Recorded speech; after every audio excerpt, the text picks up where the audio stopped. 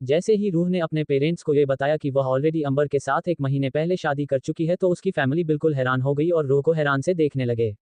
वहीं दूसरी तरफ अंबर की कार भाटिया भवन के बाहर आकर रुकी। ड्राइवर जल्दी से कार से बाहर उतरा और उसने बैक सीट का दरवाजा खोला और अंबर जल्दी से कार से बाहर उतर गया और अपने ब्लेजर को ठीक करते हुए मेंशन के अंदर जाने लगा। सभी लोग इस वक्त हाल में बैठे हुए थे और शाम की चाय को एंजॉय कर रहे थे कि तभी सृष्टि की नज़र दरवाजे की तरफ गई जहां से काफी रोबदार कदमों से अमर अंदर की तरफ आ रहा था और उसके हाथ में जो चाय की प्याली थी वह नीचे गिरकर टूट गई और सब उसकी आवाज पर सृष्टि को देखने लगे और सृष्टि अपनी फटी आंखों से सामने की तरफ देख रही थी। काशी ने उसके कंधे पर हाथ रखते हुए कहा, चाय की प्याली क्यों गिरती और सामने क्या देख रही है? सृष्टि ने धीरे से कहा, खुद सामने देख लो। काशी ने ये सुनकर सामने की तरफ देख लिया और वह भी अंबर को देखकर हैरान और खुश दोनों हो गए। बाकी सबने भी उस तरफ देखा और अंबर को जिंदा देखकर तो जैसे जिज्ञासा की खुशी का कोई ठिकाना ही नहीं था। काशी की तू आंखें गीली होगी और उसने अपने कदम धीमे ही सही लेकिन उसकी तरफ बढ़ा दिए और वह बिल्कुल उसके सामने जाकर खड़ी हो गई और ऐसे देख रही थी जैसे उसने अंबर को नहीं अंबर की आत्मा को देख लिया हो। और अंबर की नजरें भी अपनी माँ के चेहरे पर थी, वह भी काफी इमोशनली अपनी माँ को देख रहा था। आखिर 1.5 महीना वह अपनी माँ से दूर था। बाकियों के साथ इतना अटैचमेंट नहीं होता है एक लड़के का, लेकिन एक माँ के साथ एक लड़के का अटैचमेंट जो होता है वह शब्दों में बयां करना थोड़ा मुश्किल होता है। काशी को यकीन नहीं हो रहा था कि वह अंबर को देख रही है या वापस कोई सपना, इसीलिए अंबर ने उसके चेहरे को अपने दोनों हाथों में पकड़ा और उसके माथे को अपने होठों से छू लिया, जिस पर काशी की आंखें एकदम से बंद हो गई और उसे एहसास हो गया कि उसका बेटा वही है। अब काशी रोने लगे, जिस पर अंबर ने काशी को अपने सीने से लगा लिया और अपनी माँ के पिट को तब तक आने लगा और बोला, अगर ऐसे रहोगी ना तो मैं चला जाऊंगा वापस और इस बार सच में नहीं वापस आऊंगा। मयूर, रुक्मणी, सृष्टि, इंद्रजीत जी सब वहां आए और अंबर ने बड़ी बड़ी सबको अपने गले से लगाया और ढेर सारा प्यार किया। अंत में सृष्टि जाकर अंबर के गले लगी और वह बोले, आप कहाँ थे भैया? आपको पता है हम सब ने आपको और रूह दी को कितना ज्यादा मिस किया, और कहाँ है रूह दीदी? अंबर ने कोई जवाब नहीं दिया और यहाँ सारे के सारे लोग रूह की बात का जवाब अंबर से सुनना चाहते थे, क्योंकि उन्हें अच्छे से पता था कि रूह अगर वहां नहीं है तो वह अंबर के साथ जरूर होगी। अंबर ने कोई जवाब नहीं दिया तो सृष्टि ने वापस सवाल किया, बताइए ना भैया, कहाँ है दीदी? अंबर के चेहरे पर अब कोई एक्सप्रेशन नहीं थी और वह उन्हें एक्सप्रेशन को लेकर बोला, मर गई है, दानिश ने उसे मार दिया था 1.5 महीने पहले। मैंने रूह का अंतिम संस्कार किया था, वह मुझे मारना चाहता था इसलिए मैं यहाँ से भाग गया और मैं अपनी मौत का नाटक रचा, उसके लिए आई एम सॉरी, मुझे पहले ही आ जाना चाहिए था। अंबर ने अपनी फैमिली से साफ झूठ बोला, लेकिन क्यों, उसका कारण तो अंबर ही जानता था। सब हैरान हो गए और काशी रोने लगी क्योंकि बचपन से वह रूह को अपनी बेटी की तरह पालती हुई आई थी। वह घुटने पर आ गई और अपने चेहरे को अपने हाथों में ढक लिया और रोने लगी तो मयूर ने उसे पकड़ लिया तो काशी उसके सीने से लगकर बोले, उस दानिश ने मेरी बच्ची को मार दिया मयूर, उसे जिंदा मत छोड़िए, मार डालिए उसे। उसके बाद काशी उठ गई और अबा को देखते हुए बोली, तू प्यार करता था ना उससे, तूने मारा क्यों नहीं दानिश को? अभी तक जिंदा कैसे है वह? तू तो उसके लिए बहुत ज्यादा पजेसिव था, तेरी मोहब्बत को उस दानिश ने मार डाला और तू भाग गया, कैसा प्यार था तेरा? अंबर उस नाटक में जितना भी इमोशन अपने अंदर ला सकता था वह लेकर आया और अपनी आंखों में फेक आंसू लेकर आते हुए बोला, बहुत गहरा प्यार था माँ मेरा, बहुत गहरा। इसीलिए तो मैंने अपने हाथों से अपनी मोहब्बत को अंतिम संस्कार दिया है, उसे ऐसे ही सड़क पर मरते हुए नहीं छोड़ा है, उसकी आत्मा को तृप्ति दी है। काशी कुछ बोल ही नहीं पाई तो अंबर ने आगे कहा, मुझे अपनी जान बचाने थी माँ, मुझे दानिश क्या तो मरना नहीं था। मयूर को थोड़ा बहुत एहसास हुआ कि अंबर जो भी सिर्फ 20 साल का था, वह दानिश से कैसे लड़ सकता था, वह भी अकेला। इसलिए उन्होंने काशी को समझने की कोशिश करी और कुछ ही पलों में काशी मान गई, लेकिन रूह की मौत उसके जहां से निकल नहीं रही थी। अंबर उसके बाद ऋषभ के पास गया और अपने हाथ जोड़ते हुए बोला, thank you so much uncle, आपने मेरे पेरेंट्स को इस घर में जगह दी और उनकी रिस्पेक्ट करें। ऋषभ और ऋषभ की फैमिली भी काफी हैरानी से उसे देख रही थी और जैसे ही ऋषभ से अमर ने कहा, कोई बात नहीं बेटा, एक दोस्त ही दोस्त के काम आता है। अंबर ने हाँ में अपनी गर्दन हिलाई और बोला, thank you so much again uncle, और अब मैं अपनी फैमिली को अपने साथ लेकर जाना चाहता हूँ और आपने जो मेरी फैमिली के लिए किया है, अब जो बोलेंगे मैं वह करने के लिए रेडी हूँ। ऋषभ हैरानी से उमर को देख रहा था लेकिन वह कुछ बोला नहीं तो मयूर ने आगे आकर कहा, हाँ ऋषभ, तुम जो चाहोगे वह हम करेंगे। ऋषभ इस पर कहा, मयूर इतनी फॉर्मेलिटी की कोई जरूरत नहीं है, मुझे कोई भी चीज की जरूरत नहीं है। तभी अचानक से जिज्ञासा आगे आए और बोली, पर मुझे है। सब हैरान हो गए और जिज्ञासा की मां ने जिज्ञासा से कहा, तुम्हें क्या चाहिए बेटा, वह भी अंबर से? जिज्ञासा ने सबको देखा और फिर वह बोली, शादी करनी है मुझे अंबर से। सब हैरान हो गए और काशी आ गया ये और बोली, क्या शादी अंबर से? क्यों? उद्धरण चिन्ह। जिज्ञासा ने जवाब दिया, बिकॉज आई लव हिम। सब हैरानी से देख रहे थे लेकिन रुक्मणी के चेहरे पर जैसे मुस्कान का वह बंदर आ गया हूं, वह बहुत ज्यादा खुश थी जिज्ञासा के ऐसे कन्फेशन पर। रुक्मणी जी खुश होते हुए बोली, चलो जी, रिश्ता पक्का हो गया है। मयूर इस पर तुरंत रुक्मणी से बोले, माँ क्या बोल रही हो आप, शादी कैसे इतनी जल्दी, वह भी रुक्मणी जी इस पर बोली, जिज्ञासा को सामने से शादी करनी है और जिज्ञासा से बेहतर लड़की हमें अंबर के लिए नहीं मिलेगी। हम उसे जानते भी हैं और वैसे भी इतना सब कुछ हो गया है हमारे घर में और इस दुख के बवंडर को हटाने के लिए कुछ खुशियों भरा तो करना पड़ेगा ना, इसीलिए शादी से बेस्ट कुछ हो ही नहीं सकता। दोनों ही जिंदगियां आपस में मिलेंगे, खुश होंगे तो हमें भी अच्छा लगेगा। रुक्मणी ने जब ये कहा कि जिज्ञासा और अंबर की शादी फिक्स हो गई है तो मयूर में एक बार ऑब्जेक्शन दिखाया, लेकिन रुक्मिणी जी ने उसे शांत कर दिया। लेकिन अब सबको अंबर का जवाब जानना था कि वह क्या कहना चाहता है। क्या वह सच में जिज्ञासा से शादी करना चाहता है या जिंदगी भर रूह के जज्बातों में खोना चाहता है। सब अंबर को देख रहे थे और यहाँ पर मयूर और सृष्टि बस यही चाहते थे कि अंबर ना कर दे, लेकिन हुआ उसे बिल्कुल उलट। अंबर में सबसे कहा, हाँ, अगर अंकल ये चाहते हैं कि मैं अपने पेरेंट्स की रक्षा के बदले उनकी बेटी का हाथ थाम लूं और उसे जिंदगी भर अपनी बीवी बनाकर रखो तो मैं उसके लिए तैयार हूं, क्योंकि जो उन्होंने मेरी फैमिली के लिए किया है उसके लिए मेरे लिए शादी कोई बड़ी बात नहीं है, इसीलिए मैं शादी करने के लिए तैयार हूं। रुक्मणी जी के चेहरे पर तो जैसे आसमान भरी खुशी आ गई, वह बहुत ज्यादा खुश हो गई और वह बोली, चलो, तय हुआ कि अमर और जिज्ञासा की अब धूमधाम से शादी होगी। काशी कुछ बोली नहीं, बस उसे अपना अंबर चाहिए था, उसने बाकी कुछ नहीं देखा, इसलिए वह भी ज्यादा ना सोचते हुए उसकी बात को मान ली। लेकिन मयूर और सृष्टि बहुत ज्यादा हैरान थे और सृष्टि तो जैसे अंबर से बहुत ज्यादा नाराज होने वाली थी। अंबर में आगे कहा, तो मैं अपनी फैमिली को लेकर अपने घर जाना चाहता हूँ। ऋषभ जैसी इस बात पर होश में आया था, क्योंकि उसे यकीन नहीं हो रहा था कि अंबर इतनी आसानी से उसकी बेटी से शादी करने के लिए तैयार हो जाएगा, और उसके बाद वह बोला, हाँ जरूर, लेकर जाओ। मयूर ने इस पर कहा, लेकिन हमारी प्रॉपर्टी।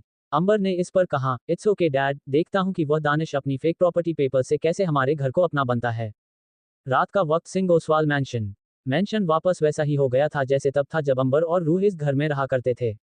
रौनक वापस आ गई थी, लेकिन थोड़ी सी रौनक कम थी क्योंकि रूह उनके साथ नहीं थी।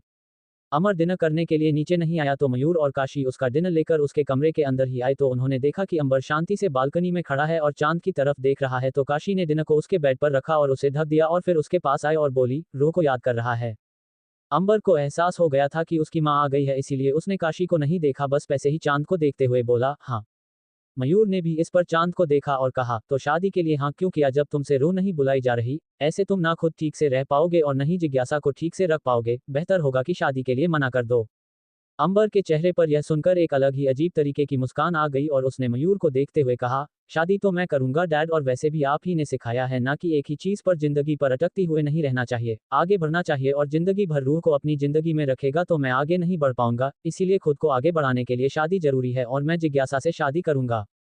मयूर अंबर की बात सुनकर हैरान था, और वह हैरान इस चीज से हो रहे थी कि वह उस इंसान को ऐसे शब्द बोलते हुए देख रहे थे जो रूह को अपना पोजीशन मानता था, और उसकी पोजीशन हर किसी ने देखी थी।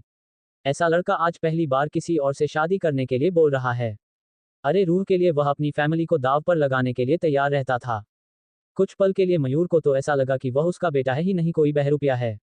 मयूर को लगा कि शायद अमर अपनी फैमिली के लव में थोड़ा भावुक हो रहा है, इसीलिए वह बोला, तुम होश में तो हो ना अंबर, मतलब तुम इमोशन में आकर अपनी फैमिली के लिए जिज्ञासा से शादी मत करो, हम हैं और सिर्फ यही एक रास्ता नहीं है ऋषभ पर ऋण उतारने के लिए, हम और भी बहुत कुछ कर सकते हैं।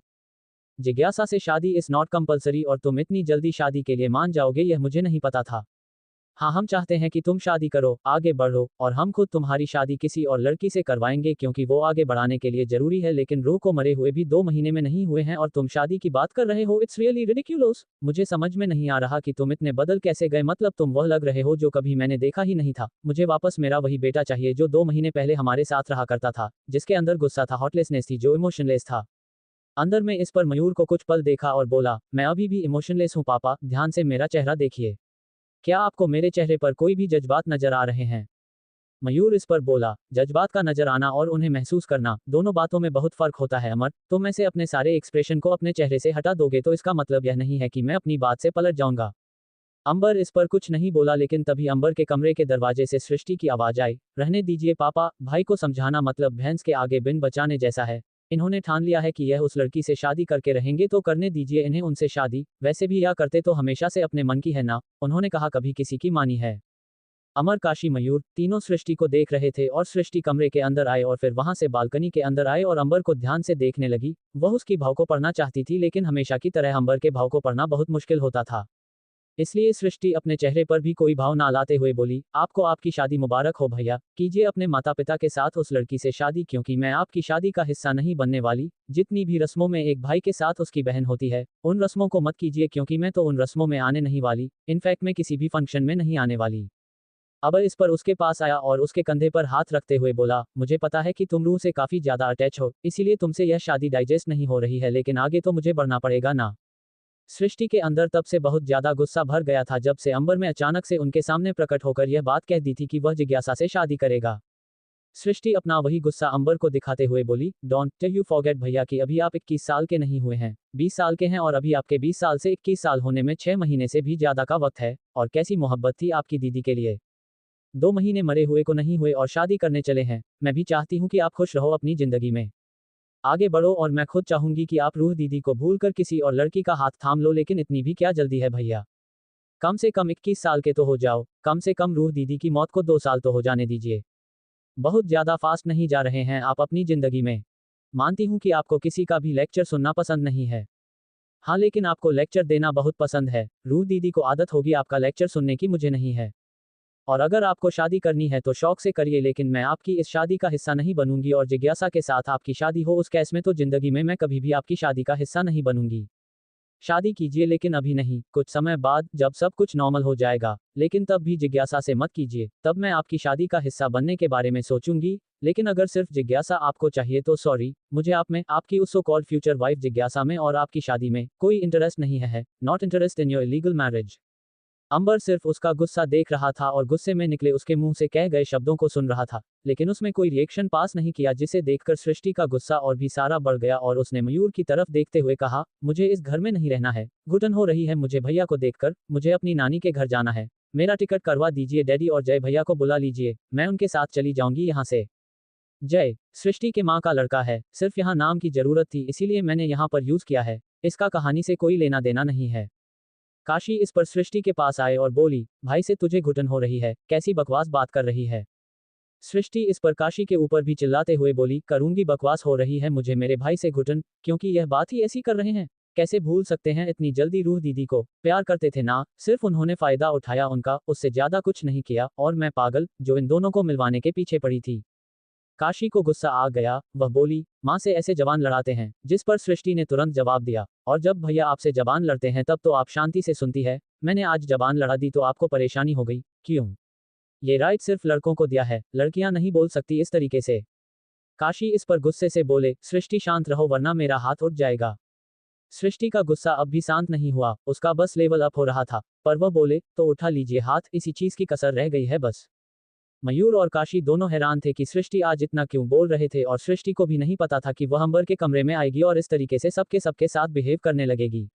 वह तो बस अंबर को अपना डिसीजन सुनने आई थी कि वह या तो जिज्ञासा से शादी करने का फैसला छोड़ दे या तो वह उसकी शादी का हिस्सा नहीं बनेगी। उसकी और काशी की बहस हो जाएगी इस बारे में उसने बिल्कुल नहीं सोचा था, लेकिन अब बहस होने लगी थी, वह अपना कदम पीछे नहीं लेना चाहते थे।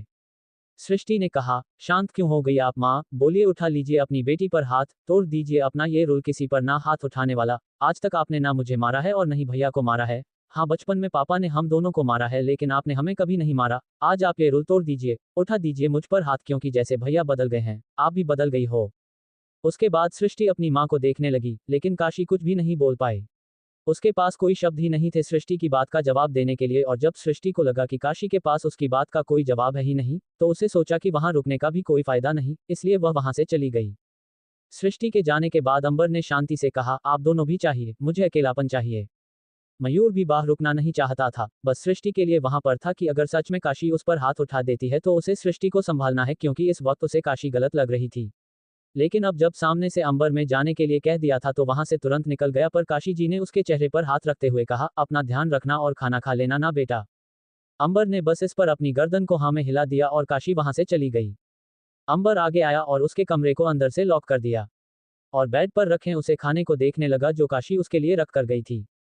वहीं दूसरी तरफ मित्तल मैंशन में, जिसे अंबर नहीं रहा था खाना स्किप कर दिया था, रू ने भी रात का खाना स्किप कर दिया था। रू भी बालकनी में थी और रेलिंग से पिट लगाए अपना सर ऊपर की तरफ उठाए हुए थे और चांद को देख रही थी। वह चांद में अबा का चेहरा ढूंढने की कोशिश कर रही थी, लेकिन सिर्फ धुंध और बादल के कुछ नजर नहीं आ रहा था। रू की आंखें इस वक्त खाली थी, उसे अंबर चाहिए था। तभी उसका कमरे में गायत्री आई खाने की प्लेट लेकर, और उसने वह प्लेट टेबल पर रखी और रू के पास आए और उसके चेहरे को पकड़ते हुए बोली, बेटा खाना खा ल, तूने दोपहर को भी कुछ नहीं खाया था। रूह ने गायत्री का हाथ नहीं हटाया बल्कि पलट गई, जिस पर खुद गायत्री का हाथ उसके चेहरे से हट गया और रूह अब रेलिंग पर अपना ठोड़ी जमाते हुए बोली, बुक नहीं है मम्मी, आप लेकर जाए खाना। गायत्री ने इस पर रूह को ठीक से खड़ा किया और बोली, बेटा खा ले, कमजोरी आ जाएगी। कभी कमरे में मनीष जी आए और बोली, उसे फोर्स मत कीजिए गायत्री, उसे अगर भूख नहीं लग रही है तो मत दीजिए, जब भूख लगेगी तो खा लेगी, और वैसे भी हमारी बेटी इतनी कमजोर नहीं है कि एक टाइम का खाना नहीं खाएगा तो बेहोश होकर गिर जाएगी, वह शेरनी है और शेरनी 10 दिन तक भूखे पेट रह सकती है। उसके बाद मनीष रूह के पास आए और उसके सर पर अपना हाथ फेरने लगे तो रूह ने एक फेक स्माइल उन्हें पास करती और गायत्री ने इस पर कहा, तो मतलब 10 दिन तक रूह को कुछ भी खाना नहीं देना है, सच में तुम बिना 10 दिन कुछ खाए रह लोगी? गायत्री ने मजाक किया। रूह ने इसका कोई जवाब नहीं दिया, सीधा वह बात रख दी जो उसे कहानी थी, आप दोनों कमरे से चाहिए, मुझे अकेले रहना है। मनीष और गायत्री ने गहरी सांस ली और चले गए क्योंकि उन्हें अपनी बेटी खुश चाहिए थी और अगर वह अकेले रहकर खुश है तो वह उसे अकेला छोड़ने के लिए भी रेडी थे। रूह वापस वैसे ही रह गई और अपनी आंखें बंद कर ली और अब उसकी आंखों के किनारियों से आंसू बहने लगे। रूह बालकनी में थी और अपना सर पीठ पीछे की तरफ करके आंखें बंद करके खड़ी थी और उसकी आंखों में उसे वक्त आंसू निकल रहे थे। उसे अंबर चाहिए था। रूह में अपनी आंखें बंद की हुई थी कि तभी उसे एहसास हुआ कि उसके सीने पर किसी की गर्म सांसें चल रही है और उसने तुरंत अपनी आंखें खोलकर देखी तो सामने वह था जिसकी कामना वह कितने समय से कर रही थी। रूह ने उसे शख्स को गुस्से, नाराजगी, मोहब्बत, कशिश हर एक इमोशन से भरी नजरों से देखा और फिर ठीक से खड़ी होकर उसके सीने पर लगातार करने लगी और अंबर बस उसकी मार को खाते जा रहा था। वह उसके सीने पर मरते हुए आगे की तरफ बढ़ रही थी और यहाँ अंबर अपने कदम पीछे करते हुए कमरे में आ गया था और रूह थी कि बस उसे गुस्से में मारे जा रही थी और वह उसे मारते हुए बेड पर गिरा देती है और उसे गुस्से से देखती है। अंबर बेड पर लेटा हुआ अपने सर को ऊपर करते हुए रूह और रूह के गुस्से को देख रहा था और उसके बाद वह खड़े होने को हुआ तो रूह ने उसे वापस धक्का देकर बेड पर गिरा दिया, लेकिन इस बार अंबर खुद अकेला नहीं गिरा, उसने रूह का हाथ पकड़कर उसे अपने ऊपर गिरा लिया। अंबर के हाथ रूह की कमर पर थे और उसको गुस्से से उसे देख रही थी और फिर उसकी बाहों से आजाद होने की कोशिश करते हुए बोली, मुझे नहीं रहना आपके पास, छोड़िए मुझे, आपको शौक है ना मुझे छोड़कर जाने का, तो चाहिए अब दूर चाहिए और मुझे मेरी फैमिली के साथ रहने दीजिए, दूर हो जाएगी मुझसे। लेकिन अमर ने उसे छोड़ नहीं बल्कि उसे लेकर पलट गया और उसके ऊपर आ गया और उसके चेहरे पर जो बाल आ गए थे उन्हें कान के पीछे करते हुए बोला, इस जिंदगी में तो तुमसे दूर नहीं जाने वाला। रूह ने उसके सीने पर हाथ रखकर खुद से दूर करने की कोशिश करते हुए कहा, मैंने कहा मुझसे दूर जाए, और क्यों आए हो यहाँ पर, ये देखने की वह कैसे रो रही है, कितना रो रही है, और अगर कम रो रही है तो उसे और कैसे रुलाना है, जाइए यहाँ से मुझे छोड़कर, मुझे आपको बिल्कुल प्यार नहीं करना है, छोड़िए मुझे। लेकिन अंबर ने उसे नहीं छोड़ा बल्कि उसकी कमर पर हाथ रखकर बिल्कुल खुद से चिपका लिया, जिस पर अब रूह उसके सीने पर हाथ नहीं रख सकती थी और अंबर उसके कानों के पास जाकर उसकी ईयर लोब को काटते हुए अपने होठों को उसके कान के पास रखते हुए बोला, ऐसे कैसे प्यार नहीं करोगी मुझसे, जिंदगी भर क्या सिर्फ मैं ही तुम्हें प्यार करूंगा, मुझे क्या मेरी सनशाइन का प्यार नहीं चाहिए? रूह इस पर अपना चेहरा दूसरी तरफ करते हुए बोली, नहीं, मैं नहीं दूंगी आपको कोई भी प्यार, आपको मुझे छोड़ने में बहुत ज्यादा इंटरेस्ट आ रहा है ना, तो जाइए। अंबर ने उसके चेहरे पर अपना हाथ रखते हुए अपनी तरफ किया और बोला, मेरी बात सुनो, लेकिन रूह ने उसका हाथ झटक दिया और वापस अपना चेहरा फेर लिया तो अंबर ने वापस उसका चेहरा अपनी तरफ किया, लेकिन इस बार उसके चेहरे को मजबूती से पकड़ा और अंगूठे से उसके होठों को रब करते हुए बोला, पहले मेरी पूरी बात सुन लो, उसके बाद जो करना हो कर सकती हो, मुझे मारना है, पीटना है, प्यार करना है, तुम खुद से डिसाइड कर लेना, पर पहले लिसन माय वर्ड्स। रूह उसको देखते हुए बोली, बोलिए, क्या बोलना है, क्या सुनना है मुझे? उद्धरण चिन्ह। अंबर इस पर उसके पूरे चेहरे को निहारते हुए बोला, मुझे पता है कि तुम गुस्से में हो क्योंकि मैंने तुम्हें बताया नहीं और तुम्हें छोड़कर आ गया। रूह इस पर बोली, मुझे यह नहीं सुनना है, जो बोलने आए हो वह बोल। अंबर उसके चेहरे पर झुकते हुए बोला, सॉरी, बस इतना ही बोलने आया था। रूह कुछ पल उसे देखती रही और फिर से अपनी नाराजगी दिखाते हुए बोली, बोल दिया सॉरी, अब जाइए यहाँ से। अंबर इस पर रूह को लेकर बेड पर सीधा हो गया और उसे अपनी बाहों में जकड़ते हुए बोला, क्यों जाऊं?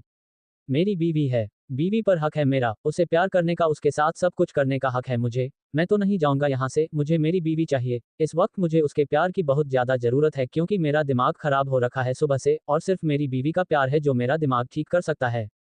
रूह उसकी बाहों में बस उसे देख रही थी तो अंबर ने वापस उसके बालों को पीछे किया और उसके कंधे से हटाकर अपने होंठ वहां पर रख दिए और उसे धीरे धीरे किस करने लगा तो रूह ने अपनी आंखें बंद कर ली और उसकी किस को एहसास करने लगी, लेकिन फिर से उसको सुबह वाली हरकत याद आ गई जो अंबर ने उसके साथ की थी। उसे छोड़कर चला गया था, इसलिए रूह में वापस उसे धक्का दिया और ठीक से खड़ी होकर बैठ गई और बोली, नहीं, आप मेरे साथ कुछ नहीं कर सकते। अंबर को सच में इस वक्त रूह की बहुत ज्यादा जरूरत थी, इसीलिए उसने वापस रूह को नीचे गिराया और उसके ऊपर आते हुए बोला, तुम्हारी हाँ ना कुछ नहीं सुनना है मुझे बस इस वक्त मेरी बीवी और बीवी का प्यार चाहिए। रूह ने अंबर के सीने पर हाथ रखा और उसे खुद से दूर करते हुए बोली, बीवी नहीं हूं मैं आपकी। अंबर ने इस पर रूह के चेहरे को देखा जिस पर अभी भी गुस्सा था और बोला, तो वह शादी जो मैंने तुम्हारे साथ की थी? रूह ने अंबर को देखते हुए कहा, जो कि उसके ऊपर था, ऐसी शादी का मैं क्या करूं जिस शादी में ना आपका परिवार था ना मेरा परिवार था। हम दोनों अकेले थे, कौन मानेगा कि हम दोनों की शादी हो गई है, कोई नहीं मानेगा। क्या यह अंगूठी जो आपने मुझे मेरे हाथ में पहनाई है, ये बताएगी दुनिया को? ये भी नहीं बोल सकती कि हम दोनों की शादी हो गई है, या आप उस प्रीस्ट को यहाँ लेकर आएंगे लॉस एंजेलिस से जिसने हमारी शादी कराई थी, और क्या उस प्रीस्ट को भी याद होगा कि उसने हम दोनों की शादी कराई थी? क्या हमने कभी मैरिज सर्टिफिकेट पर साइन किया दुनिया को बताने के लिए कि हम दोनों की शादी हो गई है? अंबर बस उसे देख रहा था और फिर उसने उसके चुप होते ही बोला, तो तुम्हें हमारी फैमिली के सामने शादी करनी है? हाँ, रू का तुरंत जवाब आया। अंबर ने भी तुरंत जवाब दिया, ठीक है। तो हमारी भी शादी होगी, दोबारा होगी, और इस बार तुम्हारी फैमिली मेरी फैमिली दोनों इस शादी में शामिल होंगे, और जितनी भी ब्लेसिंग तुम्हें उनसे चाहिए वो सब तुम्हें मिलेगा। दुनिया को बताना चाहती हो ना कि हम दोनों की शादी हो गई है? उन्हें भी पता चल जाएगा। 3 दिन, बस 3 दिन, और तुम्हें ये 3 दिन अपनी फैमिली के साथ यही गुजरना होगा। उसके बाद तुम सिर्फ मेरे साथ रहोगी, हमेशा हमेशा के लिए, और तब मैं तुम्हें एक सेकंड के लिए भी खुद से दूर नहीं करूंगा। रू ने इस पर कहा, आज क्यों नहीं करोगे? 3 दिन बाद क्यों? उद्धरण चिन्ह। अंबर ने इस पर कहा, रू, मैंने कहा ना कि 3 दिन बाद शादी हो जाएगी। हर चीज का कोई टाइम होता है, और फिलहाल शादी का सही टाइम नहीं है, और भी बहुत सारे काम है मेरे पास, बहुत सारी चीज हैं जो उलझी हुई है, उन्हें भी ठीक करना है, सब कुछ संवरना है इससे पहले कि सब कुछ बिगड़ जाए। इस बार रूह ने गुस्सा नहीं किया। वह शांति से बोली, मुझे कुछ नहीं पता, मुझे सिर्फ आपसे मतलब है। आपने कहा था ना कि आप हमेशा मेरे साथ रहेंगे, मुझसे प्यार करेंगे, तो क्यों गए थे मुझे छोड़कर? और अगर जाना था तो मुझे बात कर चले जाते। अंबर ने भी इस बार प्यार से ही कहा, बताना चाहता था लेकिन टाइम नहीं था बताने का। अगर तुम्हें बताने में या तुम्हारे को सब कुछ समझने में थोड़ा सा टाइम ज्यादा लग जाता तो वहां गड़बड़ हो जाती। रूह को समझ में नहीं आया, और शायद को समझना भी नहीं चाहती थी, और उसने अपना चेहरा दूसरी तरफ कर लिया और बोली, 3 दिन बाद पक्का शादी करोगी ना? अमर ने वापस उसका चेहरा अपनी तरफ किया और बोला, शक है क्या मेरे प्यार पर? रूह ने इस बार बड़ी ही मासूमियत से उसको जवाब दिया, नहीं है। अंबर ने इस पर कहा, तू रेडी रही है मेरी वाइफ बनने के लिए? रूह के चेहरे पर अब मुस्कान आ गई थी। अंबर में अपनी बातों से उसकी नाराजगी को खत्म कर दिया था। अमर अब भी उसके ऊपर वैसे ही लेता हुआ था, और रूह भी उसकी आंखों में देख रही थी, तो रूह ने उसकी गर्दन में अपने हाथों की बाहों को डाला और बोली, जाओगे नहीं घर पर? अंबर ने ये सुनकर अपनी आंखों को छोटा कर कर उसे देखा और फिर बोला, क्या तुम चाहती हो कि मैं यहाँ से चला जाऊं, और क्या करूंगा तुम्हें छोड़कर जाकर? रूह ने इस पर मुस्कुराते हुए कहा, तो यहाँ पर रहकर भी क्या करोगे? यहाँ भी सोना है, वहां भी सोना है। इससे अच्छा है कि वहां जाकर सो जाए। यहाँ सो गए तो सुबह जल्दी उठना पड़ेगा, और सेफ हाउस में सो गए तो आराम से उठना। अंबर की नजरें अब इंटेंस होती जा रही थी, और उसने रूह के होठों को देखते हुए कहा, मुझे इस बात का डर नहीं है कि कोई यहाँ आएगा और मुझे तुम्हारे साथ ऐसे देखेगा तो कुछ गलत सोचेगा हम दोनों के बारे में। इन सब की चिंता दूसरे लोग करते होंगे, मैं नहीं करता। और रही बात सोने की, तो सोना किसे है? रूह को समझ में नहीं आया, तो उसने सवाल किया, सोगे नहीं तो और क्या करोगे? अब अंबर ने अपने होंठ उसके होठों पर रख दिए थे और बोला बोला ना, मुझे शांति चाहिए, अपनी बीवी को प्यार करना है, और मैं वही करूंगा। अब अंबर रूह को किस करने लगा था, और रूह भी उसके किस में उसे रिस्पांस कर रही थी। कुछ ही देर बाद दोनों के कपड़े उनके बदन से दूर हो गया, और अंबर रूह में समा गया, और दोनों एक दूसरे और एक रोम रोम को प्यार करने में लग गए। सुबह का वक्त, न जाने वह कौन सा पहर आया था जब अंबर ने रूह को आजाद किया था, और रूह उसी की बाहों में देर होकर सो गई थी। अभी अंबर बेड पर था, और उसके ऊपर एक ब्लैंकेट थी, और वह शांति से सो रहा था, लेकिन रूह उसके साइड में नहीं थी। वह वॉशरूम में थी और नहा रही थी, और नहाते वक्त वह अपनी बॉडी पर अंबर के दिए गए लव बाइट्स के निशान को देख रही थी। कुछ देर में वह नहाकर तैयार होकर कमरे से चली गई, लेकिन कमरे को लॉक कर दिया ताकि कोई कमरे के अंदर आ ना सके, और उसके बाद वह नीचे हॉल में आई तो उसने देखा कि गायत्री और मनीष किसी बात पर बहुत गहरी सोच में जाकर डिस्कस कर रहे थे। रूह दोनों के पास आई तो उन दोनों ने बोलना बंद कर दिया, और रूह ने कहा, ऐसी क्या बात कर रहे हैं आप दोनों जो मेरे आती है? चुप हो गए। मनीष और गायत्री दोनों घबरा गए और एक दूसरे को देखने लगे। तो रूह ने दोबारा सवाल किया, क्या हुआ, आप दोनों चुप क्यों हो गए? गायत्री कुछ बोलने को हुई कि तभी मनीष ने कहा, कुछ नहीं हुआ बेटा, बस ऐसे ही। जाओ जाकर नाश्ता कर लो, हम थोड़ी देर में जाकर नाश्ता कर लेंगे। रूह को बहुत अजीब लगा, और वह पलट कर वहां से जाने लगी कि तभी गायत्री ने धीरे से मनीष से कहा, आपने बताया क्यों नहीं रूह को कि अमर किसी और से शादी करने जा रहा है? लेकिन शायद रूह इतनी भी दूर नहीं गई थी कि गायत्री के शब्दों को ना सुन सके, और वह उसके शब्दों को सुनकर दंग रह गई। जब रूह ने ये सुना कि अंबर की किसी और के साथ शादी फिक्स हो गई है तो वह दंग रह गई। ऐसा लग रहा था कि उसकी जिंदगी एक पल में तबाह हो गई है। रात को जिस लड़के ने उसे शादी का वादा किया था वह भी सिर्फ 3 दिन के अंदर अंदर, आज वह इस लड़के की शादी की खबर सुन रही थी, लेकिन किसी और लड़की के साथ, उसके साथ नहीं। रूह ने पलटकर अपने पेरेंट्स से कोई सवाल नहीं किया। वह बस धीमे कदमों से आगे बढ़ती गई, और उसके बाद सीढ़ियों पर आए, और अब उसने अपने चलने की स्पीड बढ़ा दी और जल्दी से सीढ़ियों को चढ़कर ऊपर की तरफ आए, और झटके से अपने कमरे में आई तो देखा अंबर अभी भी सो रहा था, और उसकी लोअर बॉडी ब्लैंकेट से कवर थी। रूह ने अंदर से कमरे को लॉक किया, और उसके बाद चलकर अंबर के पास आए, और झटके से वह ब्लैंकेट उसके ऊपर से हटा दिया, जिस पर अंबर की एकदम से नींद खुल गई, और वह हैरानी से रूह को देख रहा था, जिसके चेहरे पर नाराजगी और गुस्सा साफ नजर आ रहा था। अंबर उठ गया, ऑफिस में तुरंत जमीन से अपना बॉक्सर उठाकर उसे पहना और रूह के पास आया और बोला, क्या हो गया तुम्हें सुबह सुबह इस तरीके से, सोने देती यार। रूह उसके पास आए और उसके सीने पर बार बार मारते हुए बोली, सोने देती, अभी के अभी मेरे घर से निकल जाओ वरना मैं सब कुछ चिल्लाकर बताऊंगी कि एक अनजान आदमी मेरे कमरे में आया है और मेरे साथ जबरदस्ती कर रहा है। अंबर रूह के मुंह से ऐसे शब्द सुनकर हैरान हो गया और उसने रूह के वह हाथ रोकने की कोशिश करें जो कि उसे बार बार सिर्फ मार ही रहे थे और उसने उसे कहा, क्या बकवास कर रही हो, अनजान आदमी, तुम्हारा पति हूं मैं। लेकिन रूह ने उसे मारना नहीं छोड़ा और वह उसे मारते हुए बोली, नहीं मिस्टर ओसवाल, आप मेरे पति नहीं हो क्योंकि आपकी तो शादी ही नहीं हुई है। 3 दिन बाद आप किसी और लड़की से शादी होने वाली है, उसके पति बनेंगे आप, मैं तो सिर्फ फायदा उठाने की चीज थी। अंबर हैरान हो गया और सोच में पड़ गया कि रूह को किसने बताया कि वह जिज्ञासा से शादी करने वाला है और उसने इस बार मजबूती से उसका हाथ पकड़कर उसकी पीठ से लगाया और उसकी आंखों में आंखें डालते हुए बोला, बस बहुत हो गया। रूह इस पर उसकी आंखों में आंखें मिलाते हुए बोली, अभी कहाँ बहुत हुआ है, अभी तो होगा, मुझे डाइवोर्स चाहिए मिस्टर ओसवाल, मुझे एक ऐसे इंसान के साथ नहीं रहना जो किसी की जिंदगी के साथ खेलता हूँ। आपको किसी और के साथ शादी करनी है ना, शौक से कीजिए, लेकिन उससे पहले मुझे तलाक दीजिए। अंबर डिवोर्स शब्द सुनकर बिल्कुल बौखला गया और उसने रूह को जोर से पीछे की तरफ धक्का दिया जिस पर रूह जमीन पर जाकर गिरी और उसकी पीठ और हाथ पर लग गया और अंबर उसकी तरफ झुका और उसके बालों को अपने हाथों की मुट्ठी में भेजते हुए ऊपर की तरफ उठाते हुए दांत भींचते हुए बोला, अगर अपने मुंह से ये लफ्ज दोबारा निकाले तो कसम तुम्हारी, तुम्हें जान से मार डालूंगा और उसके बाद खुद की भी जान ले लूंगा, क्योंकि रूह का वजूद नहीं तो अंबर भी इस दुनिया में नहीं रहेगा। अंबर के इस तरीके से उसके बाल खींचने की वजह से उसे दर्द हो रहा था लेकिन उसने अमर को रोका नहीं और वह बोली, तू मार दीजिए, ज्यादा अच्छा होगा और अपना ये गुस्सा जाकर अब उसे दिखाना जिससे शादी करोगे क्योंकि आपका मुझ पर कोई राइट नहीं है। अंबर ने उसका बाल नहीं छोड़ा बल्कि उसके गले को भी दबाना शुरू किया और बोला, दोबारा बोलो कि मार दूं, कसम से दुनिया जला दूंगा और तुम पर मेरा राइट पहले भी था, आज भी है और जिंदगी भर रहेगा। जब तक मौत मुझे गले नहीं लगा देती तब तक मेरा राइट तुम पर रहेगा और यह राइट मुझसे कोई नहीं छीन सकता और जो छीनने आएगा वह सिर्फ मेरे गुस्से का सामना करेगा और मेरे हाथों से मरेगा। इस बार रूह कुछ नहीं बोल पाई क्योंकि उसके अंदर बोलने की हिम्मत नहीं बची थी। अंबर उसका गला काफी कसकर दबा रहा था। कुकू कुकू, वह कुछ बोल तो नहीं सकती थी इसीलिए खांसने लगी और अंबर ने उसका गला दबाना छोड़ दिया और उसके बालों को भी आजाद कर दिया तो रोने अपने गले को सहलाने शुरू किया और अब उसकी आंखों से आंसू निकल रहे थे और वह अपनी आंसू भरी नजरों से अंबर को देख रही थी। अंबर उठा और टेबल पर रखे जग को उठाया और गिलास में पानी भरा और उसे लेकर रूह के पास आया तो रूह ने उस पानी के गिलास को फेंक दिया तो अंबर ने अपनी आंखों को बंद किया और गहरी गहरी सांस लेने लगा क्योंकि वह दोबारा गुस्सा नहीं करना चाहता था और वह गिलास को उठाकर उसमें वापस पानी भरता है और उसे रूह की तरफ करता है लेकिन इस बार रूह उसे ग्लास को फेंक नहीं पाती क्योंकि अंबर ने ग्लास पर अपनी पकड़ काफी टाइट की हुई थी। अंबर ने शांत स्वभाव से धीरे से कहा, पानी पियो, लेकिन रूह ने कुछ नहीं कहा और ना ही पानी पिया तो अंबर ने थोड़ा सख्ती बरतते हुए कहा, मैंने कहा पानी पियो। रूह ने ग्लास ले लिया और एक घूंट में पूरा का पूरा पानी पी लिया और अंबर ने उसे भी उठाया और उसे लेकर बेड पर बिठाया और फिर पानी के गिलास को टेबल पर रखा और उसके पास आकर बैठ गया लेकिन रने अब उसे कुछ नहीं कहा। अंबर सामने की तरफ देखते हुए बोला, मैं किसी से भी शादी नहीं कर रहा हूँ, वादा किया था ना पिछली रात की मैं तुमसे ही शादी करूंगा, तो तुम इस बात को सुन क्यों नहीं रही हो।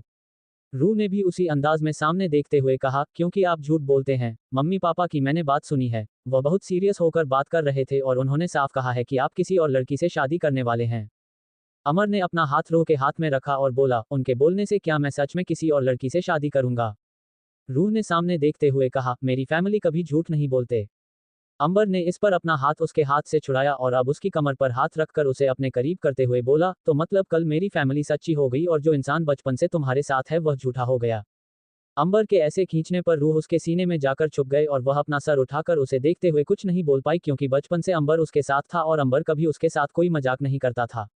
वह काफी सीरियस मिजाज का आदमी था। अंबर ने उसकी थोड़ी पगड़ी और उसका चेहरा ऊपर की तरफ करते हुए बोला, बोलो, क्या मैं झूठा हूँ।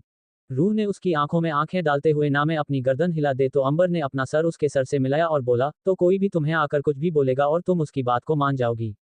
रूह इस पर कुछ बोल नहीं पाई तो अंबर ने उसे अपनी बाहों में पकड़ लिया और रूह बाद में बोली, लेकिन मम्मी पापा बहुत ज्यादा सीरियस थे, वह झूठ बोल ही नहीं रहे थे, आपने पक्का कुछ ना कुछ तो किया है।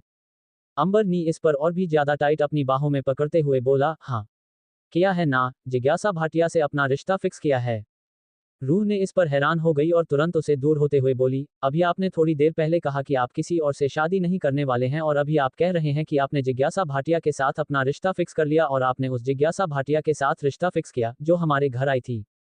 अमर ने वापस उसे अपनी बाहों में कैद करना चाहा लेकिन रूह हुई नहीं तो अनवर ने जबरदस्ती उसे अपनी बाहों में कैद किया और बोला, मैंने ये कब कहा कि मैं जिज्ञासा से शादी करने वाला हूँ, क्या मैंने एक बार भी यह शब्द निकला अपने मुंह से।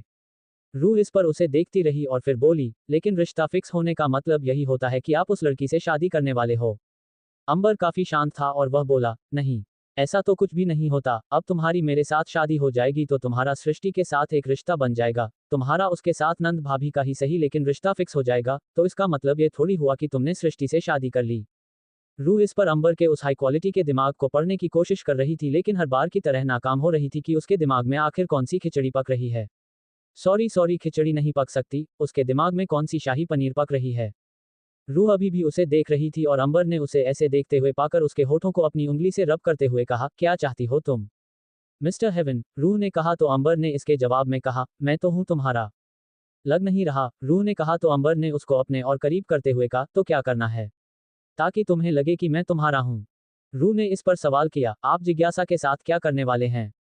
अंबर ने इस पर कहा, बताया ना, रिश्ता फिक्स करने वाला हूं उसके साथ।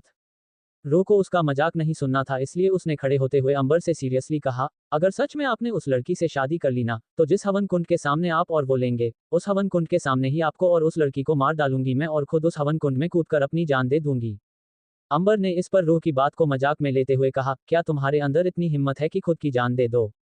आई एम सीरियस, रूह ने सख्ती से कह तो अंबर ने उसे कह, तुम का जान लोग, मैं खुद अपनी जान ले लूंगा अगर वह पल मेरी जिंदगी में आया तो। वह दोनों एक दूसरे को देखने लगे तो अंबर उसके पास आया और उसके होठों पर अपने होंठ रखकर उसे पैशनेटली किस किया।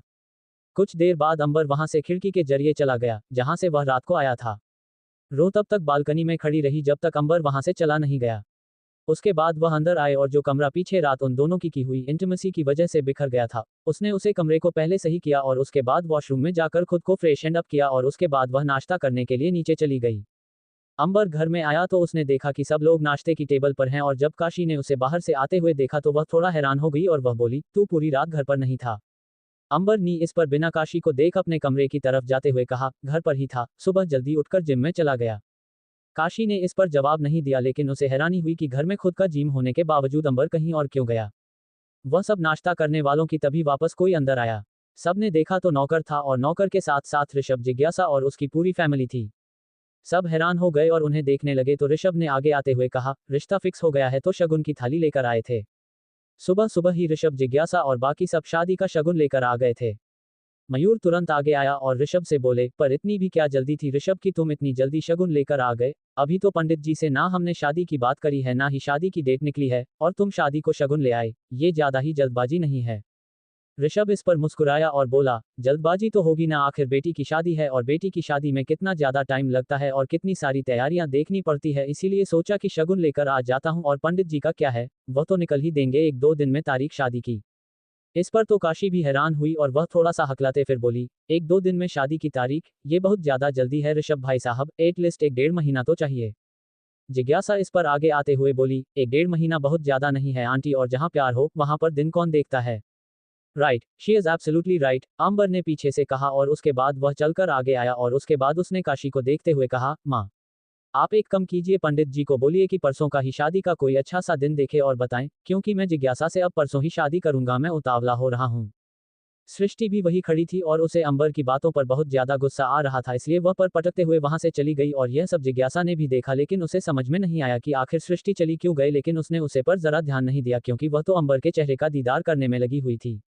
काशी ने आगे बढ़कर शगुन की थाली ऋषभ से ली और उसे एक नौकरों के हाथ किचन में भिजवा दिया और फिर ऋषभ ने हाथ जोड़कर कहा, इस शगुन को स्वीकार करें और साथ ही हमारी बेटी को भी, और जितना भी हम सब से बन पड़ेगा हम दहेज में आपको जरूर देंगे, बस बदले में एक ही चीज की कामना करूंगा कि हमारी बेटी आपके घर पर खुश रहे और उसे परिवार का वह प्यार मिले जो प्यार उसे अब तक हमारी घर में मिल रहा था, और अब ये घर उसका होने वाला है और जिस घर में वह पली बड़ी है वह घर पर आया। कशी इस पर तुरंत बोली, ऐसा कुछ नहीं है और यह सब पहले टाइम पर होता था, पराया अपना परिवार ससुराल, आज के टाइम में नहीं होता है, आज के टाइम में भी शादी के बाद बहू नहीं बेटी घर आती है। शुक्रिया, ऋषभ ने हाथ जोड़कर कहा और उसके बाद वहां से जाने लगा तो जिज्ञासा ने अंबर को देखकर कहा, वैसे अगर 2 दिन बाद शादी हो ही रही है तो अपना मैं बचेली रिक डे अंबर के साथ स्पेंड करना चाहती हूँ, तो क्या मैं आज अंबर के साथ अपना पूरा दिन स्पेंड कर सकती हूँ? उसके बाद हम जिज्ञासा ने बारी बारी हर किसी को देखा और यहाँ मयूर तुरंत मना करना चाहता था लेकिन वहीं अंबर ने उससे पहले ही कहा, ऑफ कोर्स, आखिर में भी अपनी होने वाली वाइफ के बारे में जानना चाहता हूं और अगर 2 दिन बाद शादी है ही तो आज उसके साथ पूरा टाइम बिताकर उसको अच्छे से जानकर मैं ये सोचना चाहता हूं, अपने फैसले पर विचार करना चाहता हूं कि मैंने जिज्ञासा से शादी करने का फैसला सही लिया है या गलत लिया है।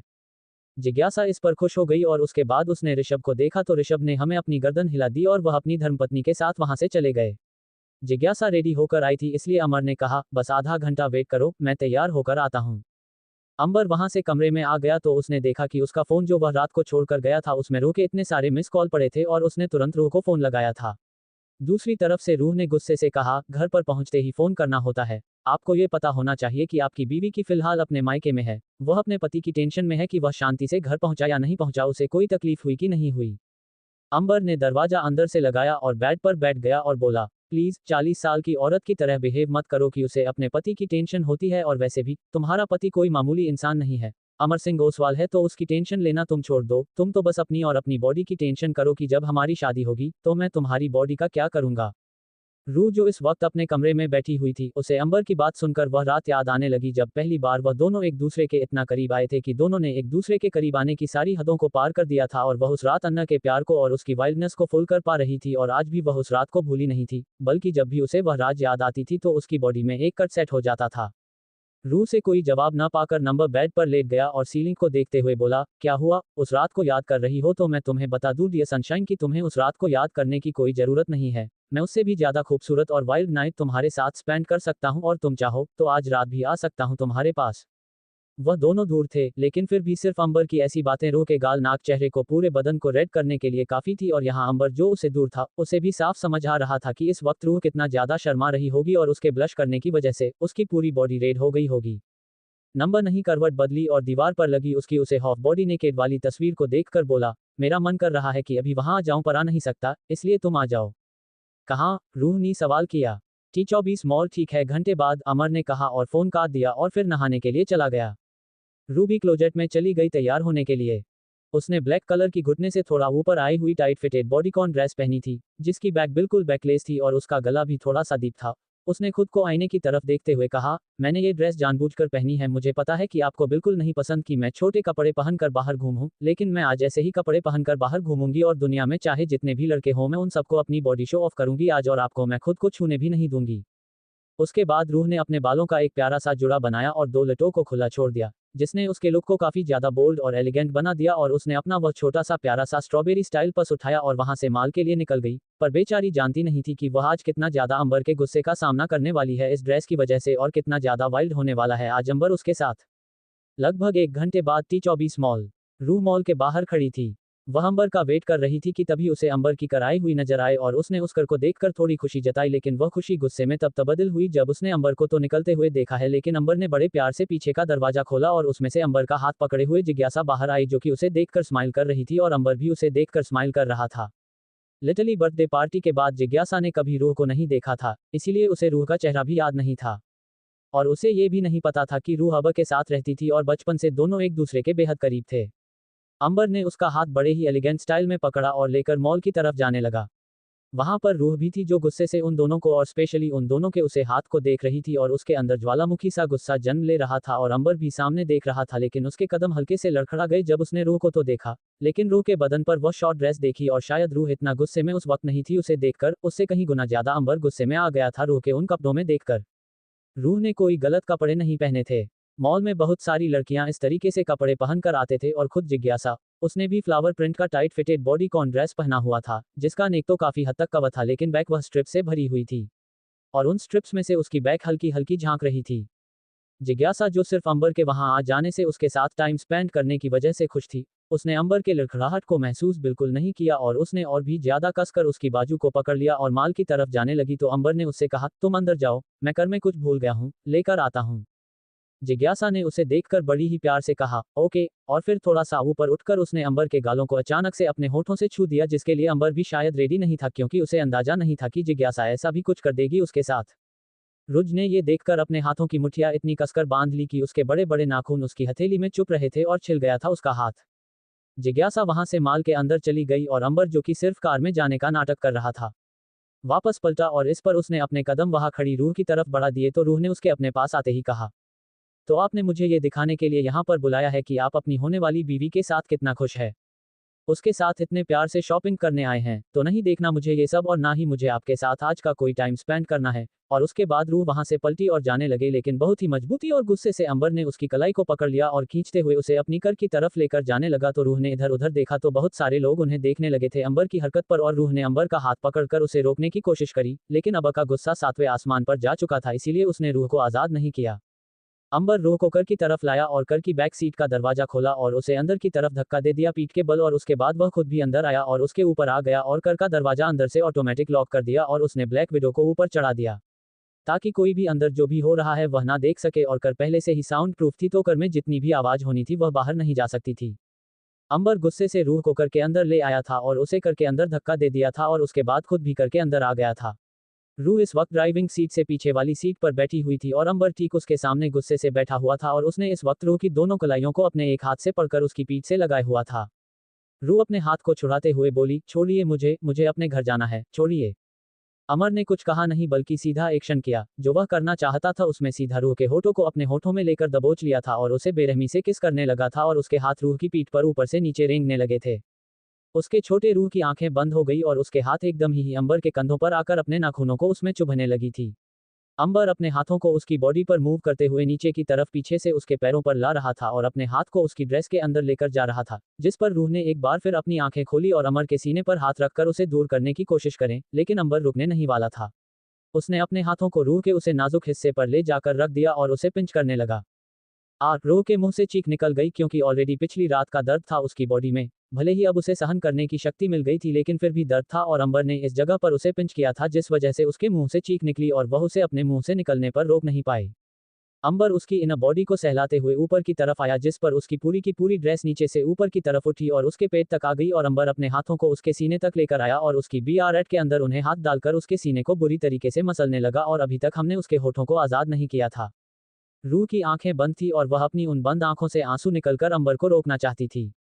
वह बहुत अच्छे से समझती थी जब अंबर गुस्से में उसे प्यार करता था तो उसका प्यार जान लेने जैसा काम करता था। अंबर उसके दोनों सीने को दबाने के बाद वापस नीचे की तरफ आकर अपनी हरकत करने लगा। वह बिल्कुल बेसुध सी हो गई थी और अब उसने अंबर के हाथों को अपने उसे नाजुक हिस्से पर वापस हरकत करते हुए महसूस किया, तो वह वापस हिले ढूंढने लगी ताकि अंबर उसे आजाद कर दे, लेकिन अंबर की पकड़ उस पर काफी ज्यादा मजबूत थी जिससे वह चाहकर भी खुद को आजाद नहीं कर पा रहे थे। और यहाँ अंबर धीरे धीरे उन दोनों की किस को लॉन्ग, पैशनेट, इंटेंस और डीप बनाया जा रहा था। ये कि शायद उनकी अब तक की सबसे लंबी किस में शामिल होने वाली थी।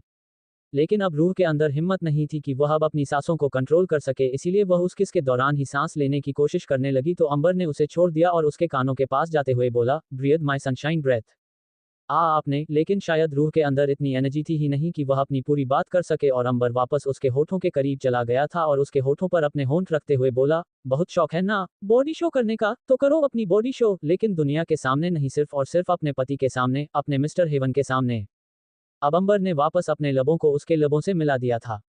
बस इस बार की इस किस में फर्क इतना था कि पिछली बार रूह से रोक रही थी, इस पर वह बिल्कुल भी उसे रोक नहीं रही थी, बल्कि उसकी शर्ट के कॉलर को पकड़कर अपनी तरफ कर रही थी। रूह काफी ज्यादा रेस्टलेस फील कर रही थी। उन दोनों के होंठ आपस में बुरी तरीके से उलझे हुए थे और अब कर की एक विंडो से रूह की पीठ टिकी हुई थी और अंबर उसके ऊपर लगभग पूरा आ गया था। बस उन दोनों के पैर थे जो नीचे की तरफ लटक रहे थे। रूह के पेट में बटरफ्लाई उड़ने लगी और इस बार उसने अपनी उंगलियों को अंबर की शर्ट की बटन के उन बीच में बने गेप्स के अंदर घुसना शुरू किया और वह उसके सीने को अपनी छोटी छोटी उंगलियों से सहलाने लगे। इस वक्त रूह को अंबर की बाहों की पनाहों में काफी सेफ फील हो रहा था। वह उसमें कैद हो जाना चाहती थी। अब जाकर अमन ने उसके होठों को आजाद किया और अब उसने उसकी गर्दन और कंधे को निशाना बनाया और उसके बिल्कुल गले लग गया। रूह की आंखें अभी भी बंद थी और उसके हाथ अपने आप ही अमर के पीठ पर आ गए थे और वह वहां पर अपने नाखूनों को ऊपर से नीचे कर दी जा रही थी। अंबर उसके ऊपर से हल्का सा उठा और वह अपने शर्ट के बटन को खोलने लगा, लेकिन तभी उसका फोन बजने लगा जो ड्राइविंग सीट पर पड़ा था। अंबर ने थोड़ा झुककर दूसरी साइड देखा तो फोन पर जिज्ञासा का नंबर शो हो रहा था, लेकिन अंबर ने फोन को पूरी तरीके से इग्नोर किया क्योंकि उसे इस वक्त रूह चाहिए थी।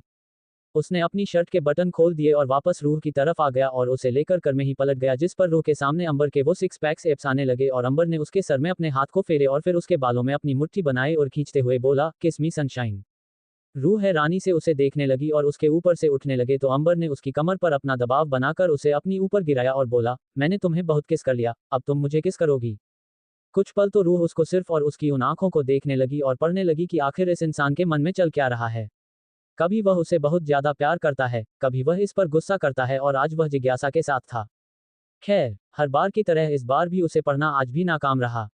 रूह को अपने अंबर, अपनी मिस्टर हेवन से मतलब था, इसीलिए वह उसके होठों पर झुकी और इस बार सामने से जाकर उसे किस करने लगी और अंबर के हाथों को अपनी पीठ पर इस तरीके से रखा कि वह मधुमक्खी है जिसको अंबर के अंदर जितना भी शहद है उसे निचोड़ना हो। 10 मिनट बाद रूह ने उसके होठों को छोड़ दिया और उसको देखने लगा तो अंबर ने अपना चेहरा उसके चेहरे से लगाकर रब करते हुए काफी मदहोशी भरी आवाज में कहा, DP your trust me. Yes, रूह ने भी उसी अंदाज में जवाब दिया। अब ने अभी भी अपना चेहरा उसके चेहरे से नहीं हटाया था और वह बोला, तो जो मैं कर रहा हूँ मुझे करने दो। आई प्रॉमिस यू परसों हम दोनों की ही शादी होगी, चाहे दुनिया तुम्हें कुछ भी कह ले, तुम्हें किसी की भी बात नहीं मानना और खबरदार, जो इस तरीके के कपड़े पहनकर बाहर निकली तो यह आज तुम्हारी लास्ट वार्निंग है। अगली बार से जो हाल अभी मैं तुम्हारा कर में कर रहा हूँ, पूरी दुनिया के सामने करूंगा और दुनिया ने अपनी नजर उठाकर अगर तुम्हें उस तरीके से देखा तो उसी वक्त उस दुनिया की आंखें निकाल कर फेंक दूंगा। रू बस अंबर की बात पर उसे देख रही थी। वह उसका पोजीशन अपने लिए बहुत अच्छे से समझती थी, जानती थी और वह इस पोजीशन में तो जीती थी। रूह वापस रोने लगी और वह अंबर के सीने से जा लगी और अंबर ने भी उसे कसकर अपनी बाहों में पकड़ लिया। इस बार अंबर ने उसकी गर्दन पर अपने होंठ रखे लेकिन वाइल्डनेस के साथ नहीं बल्कि सॉफ्टनेस के साथ वह उसे किस करने लगा और रूह ने अपने आप को बिल्कुल उसकी बाहों में छुपा लिया। अंबर का फोन वापस बजने लगा था लेकिन उसने उसे दोबारा इग्नोर किया क्योंकि वह बिल्कुल भी जिज्ञासा से बात कर कर अपना मूड स्पॉइल नहीं करना चाहता था। अंबर ने उसके उनका आपके हुए सॉफ्ट लिप्स पर अपने लिप्स वापस रख दिए और उसे इस पर पैशनेटली सॉफ्टली इंटेंस किस करने लगा। अंबर के हाथ दोबारा रूह की बॉडी को एक्सप्लोर करने में शुरू हो गए और रूह बिन पानी मछली की तरह दोबारा तड़प उठी। वह भी अपने हाथों को अंदर के पीठ पर ऊपर से नीचे मूव करवा रही थी।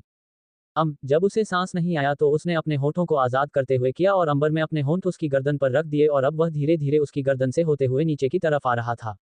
अंबर ने उसकी ड्रेस को ऊपर तक उठा दिया था और वह ड्रेस पर किस करते हुए धीरे धीरे उसके पेट पर आया। Please stop, I can't tolerate you, रूह ने गहरी सांस लेते हुए कहा तो अंबर ने उसे छोड़ दिया। अंबर उन ब्लैक विंडो के बाद भी बाहर देख सकता था लेकिन बाहर वाला चाहे बिल्कुल नजदीक क्यों ना आ जाए कार के, वह अंदर क्या हो रहा है नहीं देख सकता था और अंबर इस वक्त देख सकता था कि कैसे सुबह जो मौसम इतना साफ था अचानक से बादल का रूप ले चुका था और हवाई बहुत तेज चल रही थी और ऐसा लग रहा था कि कुछ ही पलों में बारिश शुरू हो जाएगी। बाहर का मौसम काफी सर्द हो चुका था और लोगों ने अपनी छतरी निकाल ली थी इस चर्चा की वह भीग ना जाए अचानक से आई तेज बारिश की वजह से और यहाँ का टेम्परेचर हद से ज्यादा गर्म था। और यहाँ जिज्ञासा अपने लगभग 10 से ज्यादा कॉल लगा दिए थे अंबर को लेकिन अंबर था कि वह अपनी सनशाइन में बिजी था। उसे और किसी चीज की कोई भी परवाह नहीं थी, इसीलिए जिज्ञासा माल से बाहर आ गई तो उसने देखा कि मौसम बहुत ज्यादा खराब हो गया है, इसीलिए वह अंबर को वापस कॉल लगाने लगी तो इस बार रूह ने कहा, उठा लीजिए शायद इंपॉर्टेंट होगा। अंबर उसके कान के पास आया और उसके ईयरलोब को हल्के से वाइट करते हुए उसे चूमते हुए बोला, तुमसे ज्यादा इंपॉर्टेंट मेरे लिए फोन भी नहीं है, खुद भी नहीं हूं, लेकिन फिर भी उठा लीजिए, आपको कोई कब से फोन कर रहा है? रूह ने अंबर की बात पर शर्म आते हुए कहा। अंबर हल्का सा ऊपर उठा और उसने ड्राइविंग सीट के ऊपर रखा अपना फोन उठा लिया और अपने हाथ में ही पकड़े हुए उसने रूह को ठीक से वापस बिठा दिया और वह खुद अच्छे से बैठा और रूह को अपोजिट डायरेक्शन में करके खुद से बिल्कुल चिपका लिया। अंबर वापस उसे किस करने लगा और वापस उसका फोन बचाने लगा तो उसे किस करते हुए ही अंबर ने फोन उठा लिया और बोला, हेलो। अंबर ने फोन स्पीकर पर कर दिया था, जिस वजह से दूसरी तरफ से जिज्ञासा की आवाज रूह के कान में भी पड़ सकती थी और जैसे ही उसके शब्द रूह के कान में पड़े उसके अंदर गुस्से की एक लहर उठी, आप कहाँ हैं? आप कर में क्या लेने गए थे, जो आपको अभी तक नहीं मिला? अंबर में रूह के गले को बाइट करते हुए कहा, कुछ बहुत इंपॉर्टेंट काम कर रहा हूँ, और अब वह अपने जीभ से उसके उस कटे हुए गले को लिक करने लगा और शक करने लगा। अंबर के होंठ की हरकत वहां दूसरी तरफ जिज्ञासा को सुनाई दे रही थी लेकिन उसे इन सब के बारे में कोई नॉलेज नहीं थी इसीलिए उसे अजीब तो लगा लेकिन उसने इस बारे में कोई सवाल नहीं किया और उसने कहा, आप कितनी देर में आ रहे हैं? देखिए बारिश का मौसम हो रहा है, अगर बारिश हो गई तो हम यह माल में फंस जाएंगे। अंबर ने जवाब दिया, तुम शॉपिंग करना शुरू करो, जब शॉपिंग हो जाएगी तो मुझे फोन कर देना, मैं पेमेंट करने के लिए आ जाऊंगा। और उसके बाद अंबर ने फोन कर दिया। उसकी एक नहीं सुनी। जिज्ञासा उसे कटे हुए फोन को देख रही थी और उसके बाद वह माल के अंदर वापस गई और गर्ल्स क्षेत्र में जाकर अपने लिए ब्रांडेड ड्रेस देखने लगी। आज वह जैसे सोच कर आई थी कि अंबर के पैसों को खुला यूज करना है। उसके बाद अंबर ने फोन काट कर स्विच ऑफ ही कर दिया क्योंकि वह बिल्कुल भी अब अपने रोमांटिक मूवमेंट में किसी भी चीज का खलन इन्वॉल्वमेंट चाहता था। लेकिन जैसे ही वह रूह की तरफ मुड़ा उसका चेहरा देखकर उसके चेहरे पर मुस्कान आ गई क्योंकि रूह का चेहरा लाल टमाटर की तरह हो रहा था और यह गुस्से की वजह से था और अंबर ने उसके दोनों गालों को पकड़कर खींचते हुए कहा, किस बात की शर्म आ रही है सनशाइन? रूह ने उसके दोनों हाथ झटक दिए और गुस्से से उसे उंगली दिखाते हुए बोली, I am not blushing, I am angry with you. Ambar अपने हाथों से गर्दन पर ले गया और अपनी उंगलियों को थीरकाते हुए बोला, but what I did with your sunshine, I just romancing with you and I know how much you love doing romance with me. और उसके बाद अंबर उसके कानों के पास गया और धीरे से बोला, वाइल्ड पैशनेट रोमांस। नो कहने के बाद उसने अपना चेहरा अंबर के चेहरे से दूर किया और बोली, ये लड़की आपके पैसों से ड्रेस खरीदना चाहती है। आपके पैसे के पेड़ पर उगते हैं जो यह आपके पैसों से खरीदी करेगी, और आप क्यों पेमेंट करोगे इसकी ड्रेस की? जब आप मेरे साथ शादी करोगे तो आप मेरी चीजों के लिए पैसे करोगे, किसी और लड़की की चीजों के लिए नहीं। आपके पैसे सिर्फ मेरे हैं और किसी के नहीं। अंबर ने इस पर कहा, सिर्फ आज और वैसे भी किसी अनजान के लिए 1.5 लाख रुपये लगाना मेरे लिए कोई बड़ी बात नहीं है। पर मेरे लिए है, रूह ने गुस्सा करते हुए कहा। अंबर अपना चेहरा उसके चेहरे के पास ले गया और उसकी नाक से अपनी नाक टच करते हुए और हिलाते हुए बोला, you are looking so cute and adorable while being angry my little angry bird. Ambar ने उसे ठीक से उसकी ड्रेस को करते हुए सीट पर बिठाया और बोला, मैं थोड़ी देर में आ जाऊंगा, ओके। और उसके बाद उसने उसके होठों पर लाइट किस किया और अपना फोन लेकर बाहर निकल गया। जैसे ही वह थोड़ा दूर गया, रूह ने कर को खोलना चाहा लेकिन नहीं खोल पाया। अमर उसे लॉक करके चला गया था और रूह घर में फंस चुकी थी। रूह ने फ्रस्ट्रेशन में किया। अंबर की इतनी किस के बाद उसे प्यास लगने लगी थी, इसीलिए वह घर में पानी की बोतल ढूंढने लगी। ड्राइविंग सीट के पीछे जो जेब थी उसमें से उसने एक गिलास निकली जो कि कांच की थी, उसमें पानी था, इसीलिए रूह ने उसे खोला और उसे एक सांस में पी गई। उसे पीने के बाद अचानक से रूह का सर घूमने लगा और वह वही सीट से सर लगाकर आंखें बंद कर लेट गई। रात का वक्त, झज्जर रास्ते पर हर जगह पानी टपक रहा था क्योंकि शाम के लगभग 5 बजे बारिश शुरू हो चुकी थी और अब रात के 10 बजे बजने वाले थे, लेकिन बारिश रुकने का नाम नहीं ले रही थी। वह और भी सहतेज हो रही थी और मौसम काफी महकता और सुहावना हो गया था। एक इंसान कमरा और उस कमरे में लेटी हुई रूह, जिसके ऊपर इस वक्त ब्लैंकेट थे और वह गहरी नींद में सो रही थी। उसे ऐसा लग रहा था कि वह कहीं है और कुछ होते हुए देख रही है। वह काले रंग के लिबास में एक जगह किसी बर्फ की तरह जमी हुई है और सामने शादी के मंत्र पढ़े जा रहे हैं और दूल्हा दुल्हन बैठे अंबर और जिज्ञासा बड़े प्यार से एक दूसरे को देखते हुए शादी की विधियों को पूरा कर रहे हैं। वहां पर जिज्ञासा की फैमिली, अंबर की फैमिली भी है जो कि बड़े प्यार से उन दोनों की शादी होते हुए देख रही है और उन दोनों को ब्लेसिंग भी दे रहे हैं, और गार्ड ने रूह को जबरदस्ती पकड़ा हुआ है ताकि वह उन दोनों की शादी ना रोक सके। रूह बार बार अपने आप को उन लोगों की पकड़ से छुड़वाते हुए झटपट आते हुए बोल रही थी, प्लीज मिस्टर हेवन, मत करिए उससे शादी, प्लीज मत कीजिए, आप तो मेरे पति हैं ना, प्लीज मत कीजिए उनसे शादी, मिस्टर हेवन प्लीज मत कीजिए, प्लीज मत कीजिए, please please I am begging you, please मत कीजिए किसी और से शादी। रूह सिर्फ बोल सकती थी और अपने आप को उन लोगों की पकड़ से आजाद करने की कोशिश कर सकती थी, लेकिन वह कुछ भी और नहीं कर सकती थी और यहाँ खुशी खुशी जिज्ञासा और अंबर की शादी हो रही थी। पंडित जी के कहने पर सबसे पहले अंबर ने उसकी मांग में सिंदूर भरा और उसके बाद उसके गले में मंगलसूत्र पहनाया, तो फिर उन्होंने 7 फेरे लिए और एक पवित्र बंधन में बंध है। सृष्टि आगे आई जिसने बहुत प्यारा सा बेबी पिंक कलर का लहंगा पहना हुआ था और उसने उन दोनों के गठबंधन को पकड़ते हुए कहा, मैं चाहती हूँ कि यह गठबंधन कभी भी ना खुले और आप दोनों हमेशा इस प्यारे से रिश्ते में बंधे रहे। और उसके बाद सृष्टि ने उस गठबंधन में और भी ज्यादा मजबूती से गिठा बांध दी। जिज्ञासा और अंबर ने एक दूसरे को देखा और अब ने सबके सामने जिज्ञासा की कमर पर हाथ रखकर अपनी तरफ खींचा और उसके होठों पर अपने होंठ रखकर उसे किस करने लगा और रूह अपनी आंखों के सामने ये सब देख रही थी। नहीं, एक जोरदार चिक रूह के मुंह से निकले और वह उठकर बैठ गई। उसके चेहरे से पसीना टपक रहा था। रूह कांपकर उठ चुकी थी और वह उस बेड पर बैठी हाफे जा रही थी और उसके चेहरे से पसीना टपक रहा था। उसने शायद इतना भयानक सपना अपनी जिंदगी में कभी नहीं देखा था। उसने अपने चेहरे पर हाथ रखा और हल्का हल्का उसको थपकी देते हुए अपने पसीने को साफ किया और उसके बाद उसने साइड में नजर करी तो थोड़ा हैरान हो गई क्योंकि वह घर में नहीं थी, किसी कमरे में थी और वह कमरा अंधेरे से घिरा हुआ था और जगह जगह मोमबत्तियां जल रही थी। बाहर तूफान अपनी उफान पर था।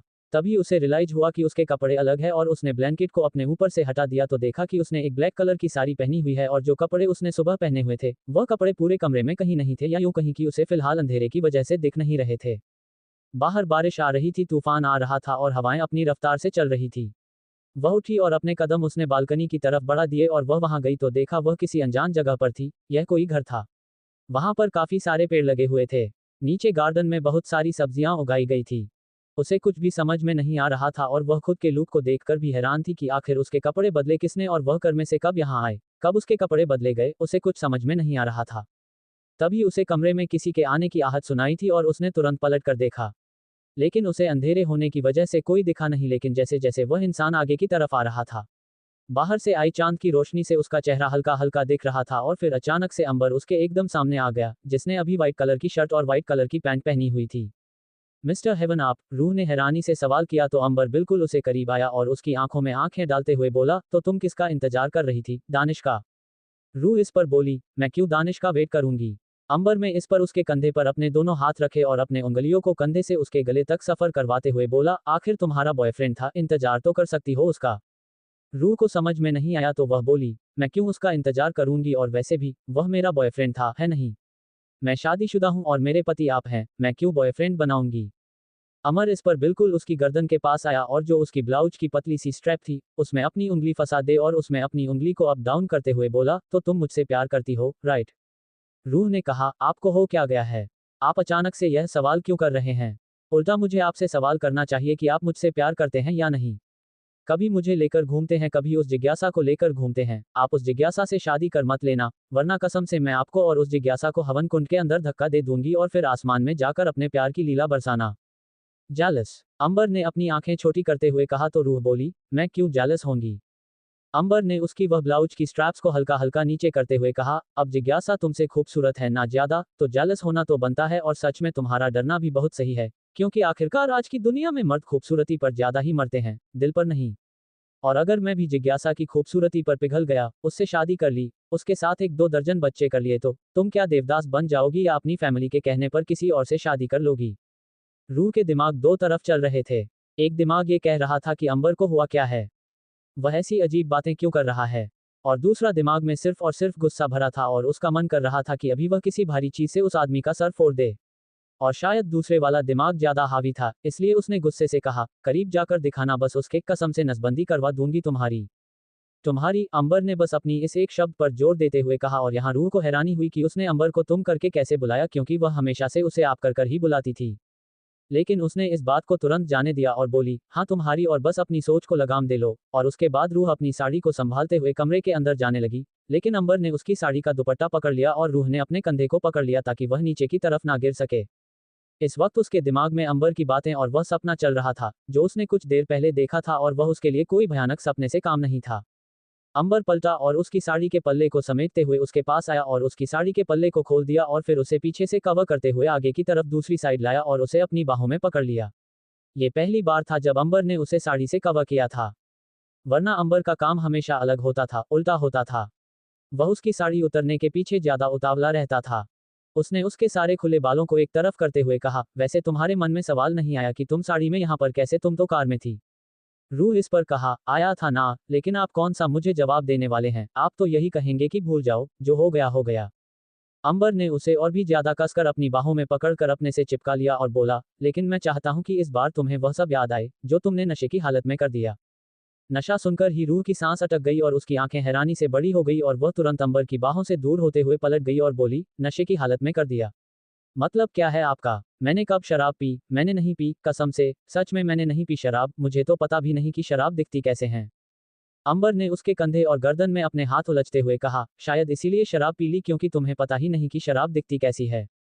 हेन, रूह ने हैरानी से किया तो अंबर ने कहा, जब तुम्हें प्यास लगी थी तो मुझे फोन कर देती, मैं तुरंत तुम्हारे लिए पानी ले आता। कर में से तुम्हें शराब निकालने का आइडिया किसने दिया? कर में शराब थी, रूह ने हैरानी से कहा और फिर वह याद करने लगी कि वह जब कर में स्टक हो गई थी, अंबर उसे छोड़कर चला गया था तो उसे प्यास लगने लगी थी अंबर के किस करने की वजह से, और वह कर में ही पानी की बोतल ढूंढने लगी थी कि तभी उसे ड्राइविंग सीट के पीछे वाली पॉकेट में से एक बोतल मिली थी, जो कि कांच की थी और उसमें जो लिक्विड था वह बिल्कुल पानी की तरह ट्रांसपेरेंट था, और वही समझकर उसने उसे पी लिया था। लेकिन उसे वो कड़वा लगा था और उसके बाद वह सो गई थी और उसी की बात से उसे कुछ भी याद नहीं। रूह ने अपने दोनों हाथ अपने सर पर रख लिए और बोली, मतलब वह कांच की बोतल में शराब थी, इसलिए मुझे वह इतनी गंदी और कड़वी लगी थी, यैक। और उसके बाद रूह ने उस टेस्ट को याद ना करते हुए अपना मुंह बिगाड़ लिया। अंबर ने उसे बेड पर बिठाया और बोला, हाँ, तुमने शराब पी ली थी और उसके बाद जो तुमने किया था होश में आने के बाद। अंबर कहते कहते रुक गया। उसने अपनी बात को बीच में ही रोक दिया और रूह उसे देखने लगी और वेट करने लगी कि वह अपनी बात को पूरा करेगा। और उसके बाद अंबर अपनी नजरों को कमरे में हर जगह फैलने लगा और उसने अपने हाथों को अपनी शर्ट के कॉलर और अपर बटन की तरफ कर दिए और रूह उसकी हर एक मूवमेंट को देख रही थी। लेकिन समझ में उसे कुछ नहीं आ रहा था कि तभी अंबर धीरे धीरे अपनी शर्ट के बटन को ऊपर से खोलने लगा और रूह ने तुरंत उसका हाथ पकड़ते हुए कहा, पहले मुझे बताओ आगे क्या हुआ था। अंबर ने इस बार उसे इंटेंस नजरों से देखा और बोला, अभी शर्त तो निकालनी पड़ेगी ना तुम्हें बताने के लिए कि आगे क्या हुआ था, मेरी बात अगर तुमने नहीं मानी तो सबूत तो दिखाना पड़ेगा। और फिर अंबर धीरे धीरे अपनी शर्ट के बटन को खोलने लगा और रूह की नजर उसकी शर्ट पर थी और धीरे धीरे जैसे बटन खुल रहे थे, उसे अंबर के वह सिक्स पैक्स एप्स और उसके वह ब्यूटीफुल और हॉट सीने रूह के सामने आ रहे थे। और रूह जैसे जैसे उसके सीने को देख रही थी, उसकी आंखें बड़ी हो रही थी और जैसे ही अंबर ने लास्ट बटन खोला और अपनी शर्ट को निकाल कर फेंक दिया, किसी गोटी की तरह रूह की नजर तो बाहर ही आ जाने को हो गई थी। अंबर के सीने पर, पेट पर, गले से थोड़ा सा नीचे, कॉलर बोन पर लव बाइट के निशान थे, जो कि नीले, गुलाबी और लाल थे और कुछ जगह ने पर स्क्रैचेस के निशान भी थे। रूह का सलाइवा उसके गले तक आया और फिर उसने उसे वापस घटक लिया। ये किसने किया आपके साथ? रूह ने उसके सीने के ऊपर अपनी नजर को जमाते हुए पूछा तो अंबर ने उसे तिरछी निगाहों से देखा और बोला, तुम्हें क्या लगता है कि मेरे साथ कौन सा जानवर यह सब करके गया होगा? रूह ने बिल्कुल भी इस बात की कल्पना की थी कि अंबर उसे जानवर कहेगा, लेकिन वह फिर भी इस बात को झुठलाना चाहती थी कि उसने अंबर के साथ कुछ नहीं कर, और वह थोड़ा नाराज होते हुए बोली, आप बहुत गंदे हैं मिस्टर हेवन। आपने मुझे प्रॉमिस किया था कि आप सिर्फ मेरे साथ प्यार करते हैं और मुझे ही प्यार करेंगे, लेकिन आप तो किसी और के साथ प्यार करके भी आ गए। और उसके बाद रूह पलट गई और अपने हाथ को बंद लिया और अपने आंखों में नकली आंसू ले आई। अंबर को इस बात का अंदाजा पहले से ही था कि रूह अपनी इस हरकत के बारे में बिल्कुल नहीं मानेगी, लेकिन उसे इस बात का अंदाजा कतई नहीं था कि वह उसे धोखेबाज कहेगी, और अंबर ने उसकी पेट पर हाथ रखकर उसे अपनी तरफ खींचकर अपनी लैप से बिठाया और उसके उस ढके हुए पल्ले को हटा दिया और उसकी उस बैकलेस पेट को अपनी चेस्ट से लगाया और बोला, अच्छा तो एक काम करो, इन्हें खुद से छूकर खुद से ही तय करो कि यह कौन सी बिल्ली का काम है जिसने मेरे साथ यह हरकत कर दी, और मुझे खुद ही नहीं पता कि कोई और आकर अमर सिंह ओसवाल को इस तरीके छूकर चला गया। रूह ने इस पर अपनी गर्दन उसके चेहरे की तरफ करी और बोली, आपने मुझे जंगली बिल्ली कहा, कितने गंदे हैं आप। और उसके बाद रूह ने वापस अपनी नजरें और चेहरा अंबर से फेर लिया। अंबर ने इस पर उसके पेट पर हाथ रखकर ऊपर की तरफ अपना सफर तय करते हुए कहा, लेकिन मैंने तुम्हें कब जंगली बिल्ली कहा? मैंने तो उस लड़की को जंगली बिल्ली कहा है जिसने मेरे साथ यह हाल किया है, जो मेरे साथ इंटमेट हुई है। इस बार रूह की आंखों के साथ साथ मुंह भी खुला का खुला रह गया और वह तुरंत पलट गई और उसके उस सीने को अच्छे से छूते हुए बोली, लेकिन मुझे तो मेरी बॉडी में बिल्कुल पेन नहीं हो रहा है। कोई सच में तो किसी और लड़की के साथ नहीं चले गए आप? और उसके बाद रूह ने उसके सीने पर हल्का सा मुक्का मारा और इस बार सच वाले आंसू उसकी आंखों में आ गए। अंबर उस लंबे समय उसे सताए जा रहा था, इसीलिए अब वो अपनी जगह से खड़ा हुआ और उसके सामने आ गया और उसके चेहरे को पकड़ते हुए बोला, आई लव योर सनशाइन। रूह तो ये थ्री मैजिकल वर्ड सुनकर ही बेहोश होने वाली थी, क्योंकि कभी भी अंबर ने उसे आई लव यू नहीं कहा था। उसने सिर्फ उसे अपना पोजीशन कहा था और इसी पोजीशन के चलते वह उसे हमेशा के लिए अपनी बाहों में अपने घर में कैद कर रखना चाहता था। उसने तो उम्मीद ही छोड़ दी थी कि कभी अंबर उसे आई लव यू भी बोलेगा, लेकिन आज वह उम्मीद पूरी हो गई थी। अंबर ने उसे आई लव यू बोल दिया था। क्या कहा आपने? रूह ने धीरे से पूछा तो अंबर खड़ा हुआ और उसने रूह को भी खड़ा किया और उसके बाद उसने उसे अपनी गोद में उठा लिया, जिस पर रूह के हाथ अपने आप उसके कंधे पर आ गए और उसने अपने अपना चेहरा उसके चेहरे पर झुका लिया तो अंबर ने उसके होंठों को हल्के से अपने होंठों में पकड़ते हुए कहा, आई लव यू उद्धरण चिन्ह। ये सुनते ही अंबर ने नहीं बल्कि रूह ने उसे पैशनेटली किस करना शुरू किया और उसके कंधे से हाथ सरकते हुए उसके चेहरे पर आ गए। फाइनली शादी से ठीक 1.5 दिन पहले ही प्रपोज्ड हर। सुबह सुबह अंबर की और जिज्ञासा की हल्दी होनी थी और शाम को मेहंदी और अगले दिन शादी, इसीलिए घर में इस वक्त तैयारी चल रही थी और अंबर अपने कमरे में हल्दी के लिए रेडी हो रहा था। अंबर ने व्हाइट कलर की शर्ट और डार्क ग्रे कलर की पैंट पहनी और अच्छे से रेडी होकर सेंट लगाकर बालों को सेट कर कमरे से बाहर आया कि तभी वहां आई हुई सृष्टि से टकरा गया, जिसके हाथ में इस वक्त हल्दी की तरी थी, लेकिन टकराने की वजह से सारी की सारी वह पूजा की हल्दी जो अंबर को लगने वाली थी और उसके बाद जिज्ञासा के वहां जाने वाली थी, वह सारी की सारी जमीन पर गिरकर बर्बाद हो चुकी थी। सृष्टि ने सबसे पहले जमीन पर बिखरी हुई उस हल्दी को देखा जो उठाई भी नहीं जा सकती थी, और उसके बाद अंबर को देखा और फिर थोड़ी सी मुस्कान लाते हुए फिर बोला, वैसे मेरा काम मेरा भाई पूरा कर देगा, मुझे पता नहीं था, मुझे ये हल्दी वैसे भी फेंकने जाना था लेकिन भाई ने ही फेंक दी, बहुत अच्छा हुआ। अब मुझ पर कोई इल्जाम नहीं लगाएगी कि मैंने जानबूझकर हल्दी बर्बाद कर दी, क्योंकि सामने से बिना देखे आ रहा था मेरा भाई। और उसके बाद सृष्टि वहां से चली गई। अंबर के चेहरे पर एक मुस्कान आ गई और वह नीचे झुका और उस पूजा की हल्दी को अपने हाथों में लेकर समेटने लगा और अपने हाथों की मुट्ठी में जितनी भी वह पूजा की हल्दी आ सकती थी उसे लिया और कमरे में वापस गया और कमरे में रखे उस छोटे से फ्रिज से कटोरी निकली, उसमें गुलाब जल डाला और फिर उस हल्दी को डालकर घुला दिया और वापस फ्रिज के अंदर ठंडी होने के लिए रख दिया। उसके बाद अंबर पलटा और उसने अपनी शर्ट को खोल दिया और अलमीरा से इस बार उसने लेमन येलो कलर की शर्ट निकाले और उसे पहनकर बाहर आ गया। अभी वह सिर्फ 20 साल का था, इसीलिए उस पर हर एक कलर खिलता था। वह नीचे आया तो काशी ने पंगत लगाई हुई थी जिसके ऊपर अंबर को बैठना था और उसकी हल्दी होनी थी। मेहमानों को नहीं बुलाया गया था क्योंकि मयूर ने कह दिया था कि वह जबरदस्ती और फालतू का खर्चा अंबर की शादी में नहीं करेगा, उसका पैसा सृष्टि की शादी में लगेगा क्योंकि वह खुद ही शादी से नाखुश थे। अंबर ने भी उसकी वह शर्त मान ली क्योंकि वह खुद नहीं चाहता था कि उसकी शादी में जबरदस्ती कोई तमाशा हो और ज्यादा लोग हो, और उसने मीडिया को भी वहां आने से साफ मना कर दिया था क्योंकि वह अपनी शादी को हाइड रखना चाहता था, क्योंकि अगर उसकी शादी मीडिया में आती तो सबको पता चल जाता कि उन दोनों की शादी नाबालिग के उम्र में हुई है और इस पर दोनों की फैमिली के बड़े लोगों को परेशानी झेलनी पड़ सकती थी और शायद पुलिस केस भी हो सकता था। क्योंकि अभी खुद जिज्ञासा की उम्र 18 साल थी और अंबर 20 साल का था और वैलिड आगे 21 साल है। वह बात अलग थी कि अंबर ने शुरू में डिसाइड किया था कि वह सिर्फ रूह के साथ एंगेजमेंट करेगा, शादी वह उन दोनों के 21 टर्न के बाद ही करेगा। लेकिन अब हालात ऐसे थे कि वह उससे अब जल्द से जल्द रूह के साथ शादी करनी थी, और जिज्ञासा का तो क्या ही कहना, अगर वह 15 साल की भी होती तो भी वही शादी के लिए मान जाती। रुक्मणी तुरंत उसके पास आए और बोली, अरे वाह, ये पीला रंग तुझ पर बहुत अच्छा लग रहा है, और आज तो वैसे भी हल्दी का दिन है, और मैंने तो सुना है कि आज के टाइम में ट्रेंड चलती रहते हैं कि हल्दी के दिन पीला पहनो, मेहंदी के वक्त हरा पहनो, शादी के वक्त रंगीन पहनो। तूने अच्छा किया या पहन लिया। थैंक यू सो मच दादी, अंबर ने कहा, और उसके बाद वह वाली की तरफ चला गया और उसे पंगत पर बैठ गया। कुछ देर बाद हल्दी की रस्में शुरू हो गई और अंबर को हल्दी लगाई गई, लेकिन सृष्टि और मयूर इस फंक्शन का बिल्कुल भी हिस्सा नहीं बने। वह सृष्टि के कमरे में बैठे हुए थे। काशी उन्हें बुलाने आई, लेकिन दोनों ने साफ मना कर दिया, और उन्हें बार बार बोलने का भी कोई मतलब नहीं था, क्योंकि वह जानती थी कि उन दोनों को बार बार बोलना मतलब भैंस के आगे बीन बजाने जैसा था, वह नहीं सुनने वाले थे। काशी उदास होते हुए बाहर आई तो अमर ने कहा, इट्स ओके माँ, मुझे फर्क नहीं पड़ता। यहाँ सृष्टि मयूर के साथ चेस खेल रही थी और सोच रही थी कि जब उसने उसे पूजा की हल्दी को घेर दिया था तो अंबर को हल्दी जो लगी थी वह कौन सी हल्दी थी। अंबर कमरे के अंदर आया और उसने खुद को आईने में देखा तो उसके चेहरे पर ज्यादा हल्दी नहीं थी, क्योंकि लगाने वाले सिर्फ 3 लोग थे, उसकी माँ, दादी और दादा। अमर अपने चेहरे पर लगी हल्दी को छूते हुए बोला, बहुत जल्द ही हल्दी लगाने वाले लोग 5 भी हो जाएंगे। उसके बाद अमर वॉशरूम में गया और शॉवर के नीचे खड़ा हो गया। वैसे तो काशी ने उसे कहा था कि 2 घंटे तक उसे लगे रहने देना, उसके बाद उसे हटाना, लेकिन अंबर ने कमरे में आते ही खुद को पहले कमरे को लॉक किया और उसके बाद वॉशरूम में जाकर तुरंत शावर के नीचे खड़ा हो गया, जिस वजह से हल्दी जो अभी गीली ही थी वह तुरंत उसके शरीर से फिसलकर नीचे गिरने लगी थी। जैसे उसे वह हल्दी अपने शरीर पर चाहिए ही नहीं थी, इसलिए उसने उसे हल्दी को हटा दिया।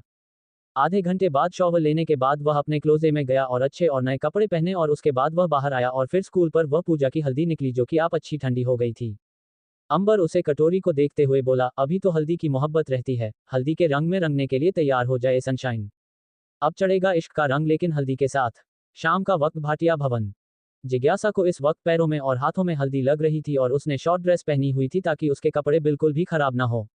उसके हाथ में काफी अच्छी डिजाइन्स को उतारा जा रहा था और ऋषभ ने बहुत ही अच्छे मेहंदी डिजाइनर को बुलाया था ताकि उसकी बेटी की मेहंदी बिल्कुल भी फीकी ना रह जाए। ऐसे ही कुछ देर में मेहंदी का टाइम गया और लगभग 2 घंटे उसे रचे हुए को हो गया, और उसके बाद उसने लौंग का सेक अपने हाथ पर लगाए ताकि वह गहरी रच जाए, और उसके बाद उसने उस पर सरसों का तेल और चीनी का पानी भी लगाया, जबकि उसकी माँ ने उसे कोई एक चीज करने के लिए कहा था, लेकिन उसे अपनी मेहंदी गहरी चाहिए थी, इसलिए उसने हर एक तरीका अपने हाथ पर आजमा कर देख लिया, जिससे अब धीरे धीरे उसके हाथ में जलन होने लगी थी, क्योंकि वह अपने हाथ पर एक्सपेरिमेंट कर रही थी। गाइज आई मीन फीमेल, बताना आप कौन सा तरीका यूज करते हो। वह अपने कमरे में थी और अपने हाथों को खुजला रही थी, और जब उसकी माँ से कमरे में आई तो बोली, यह क्या कर रही हो, इसे अच्छे से रचने तो दो बेटा।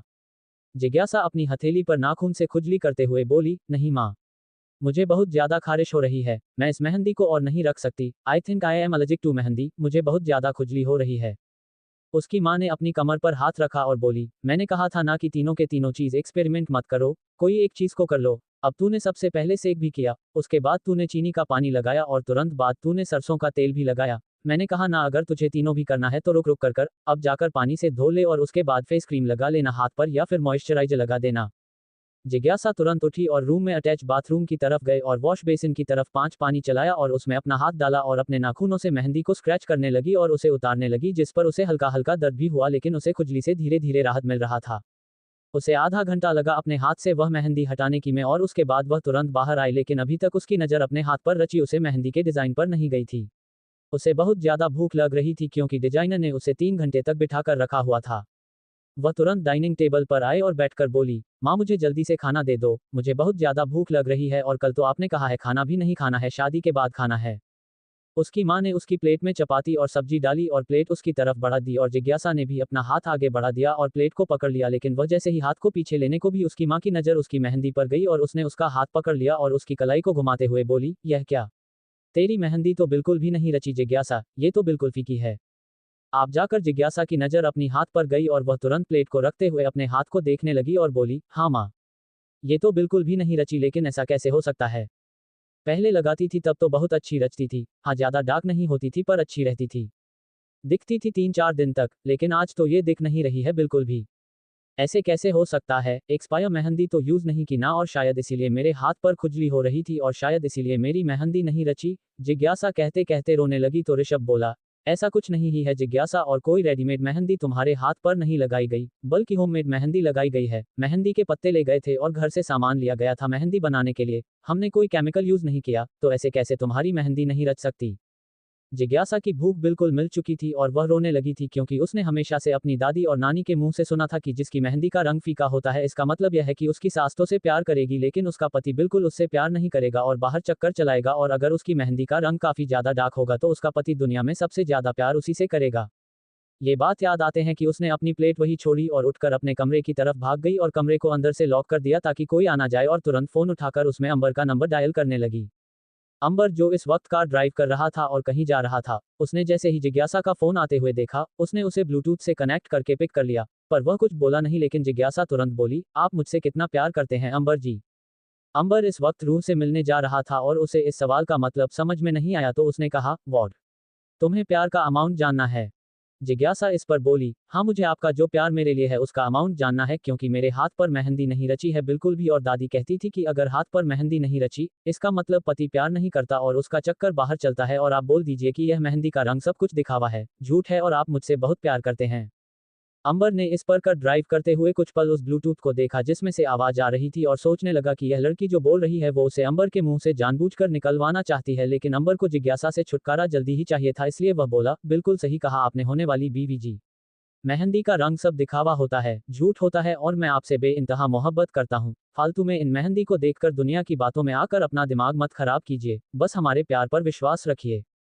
फाइनली जो वह अंबर के मुंह से सुनना चाहती थी उसने सुन लिया था, लेकिन अभी भी कहीं ना कहीं उसे डाउट था, लेकिन उसने फिर ज्यादा अंबर को टेंशन देना ठीक नहीं समझा कि कभी अंबर गलत समझे कि वह उस पर शक कर रही है, और वह बोली, अच्छा ठीक है। वैसे आपने खाना खा लिया और यह अजीब सी आवाज आ रही है पीछे से, आप कहीं जा रहे हैं क्या?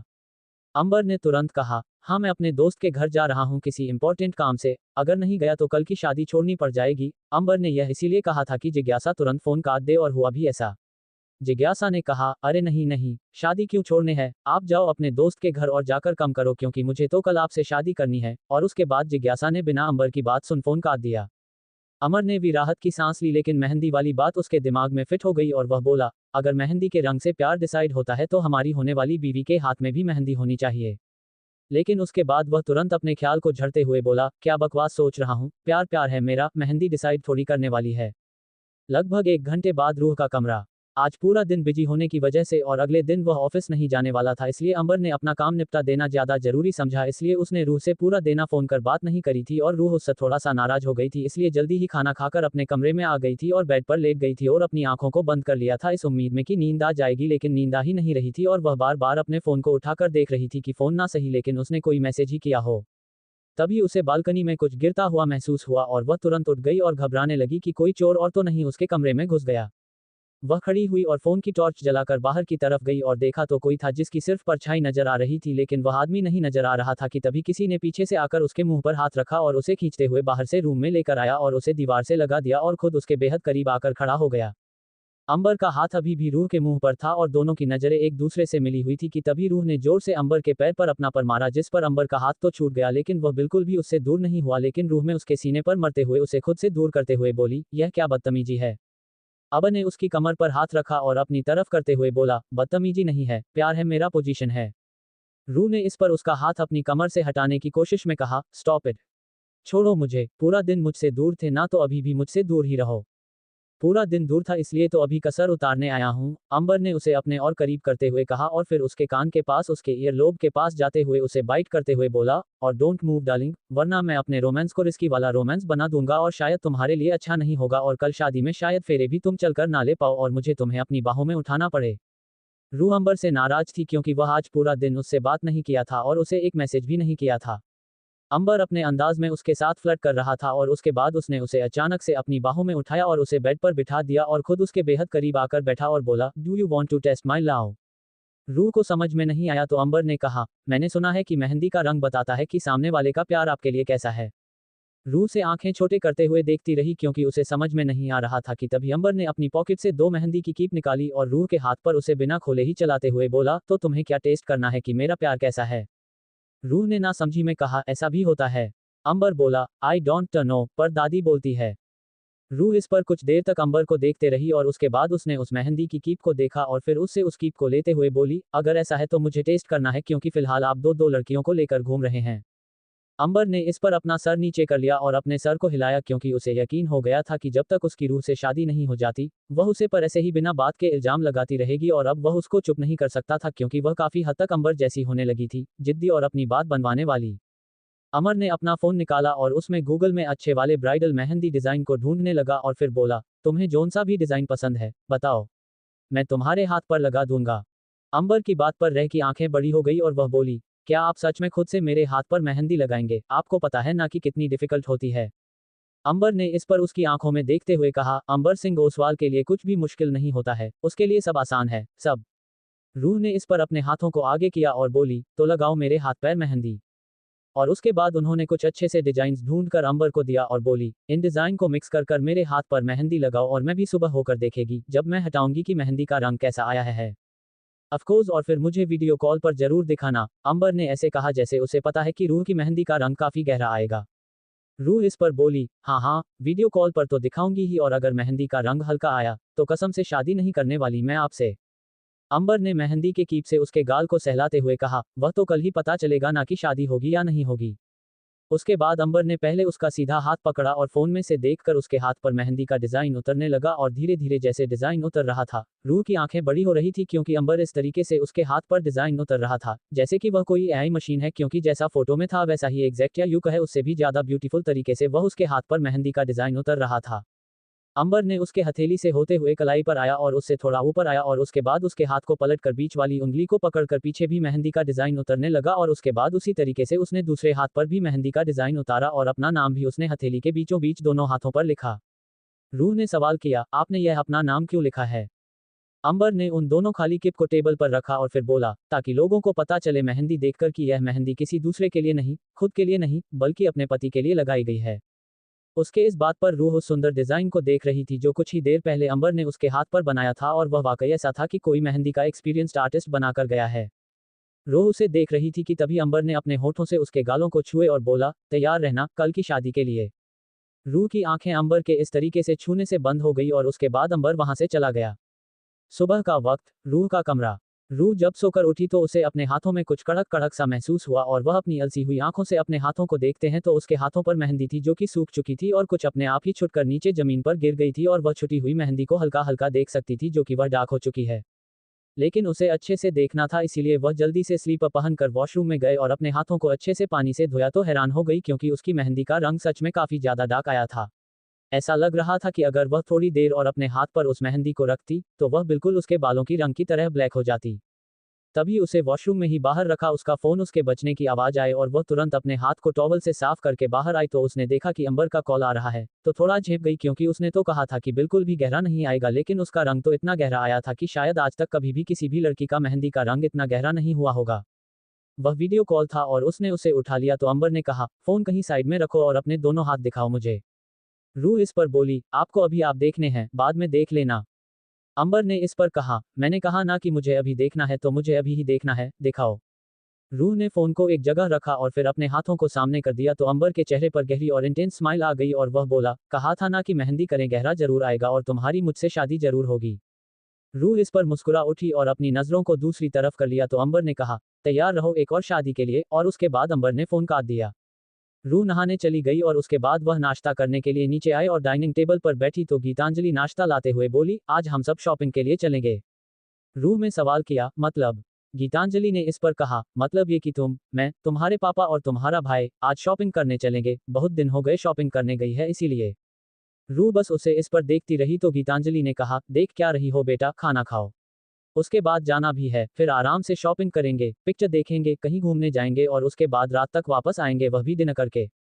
रूह इस पर और भी ज्यादा हैरान हो गई क्योंकि अगर वह रात को देर तक घर आएंगे और वह पूरा दिन अपनी फैमिली के साथ रहेगी तो वह अंबर से शादी कब करेगी।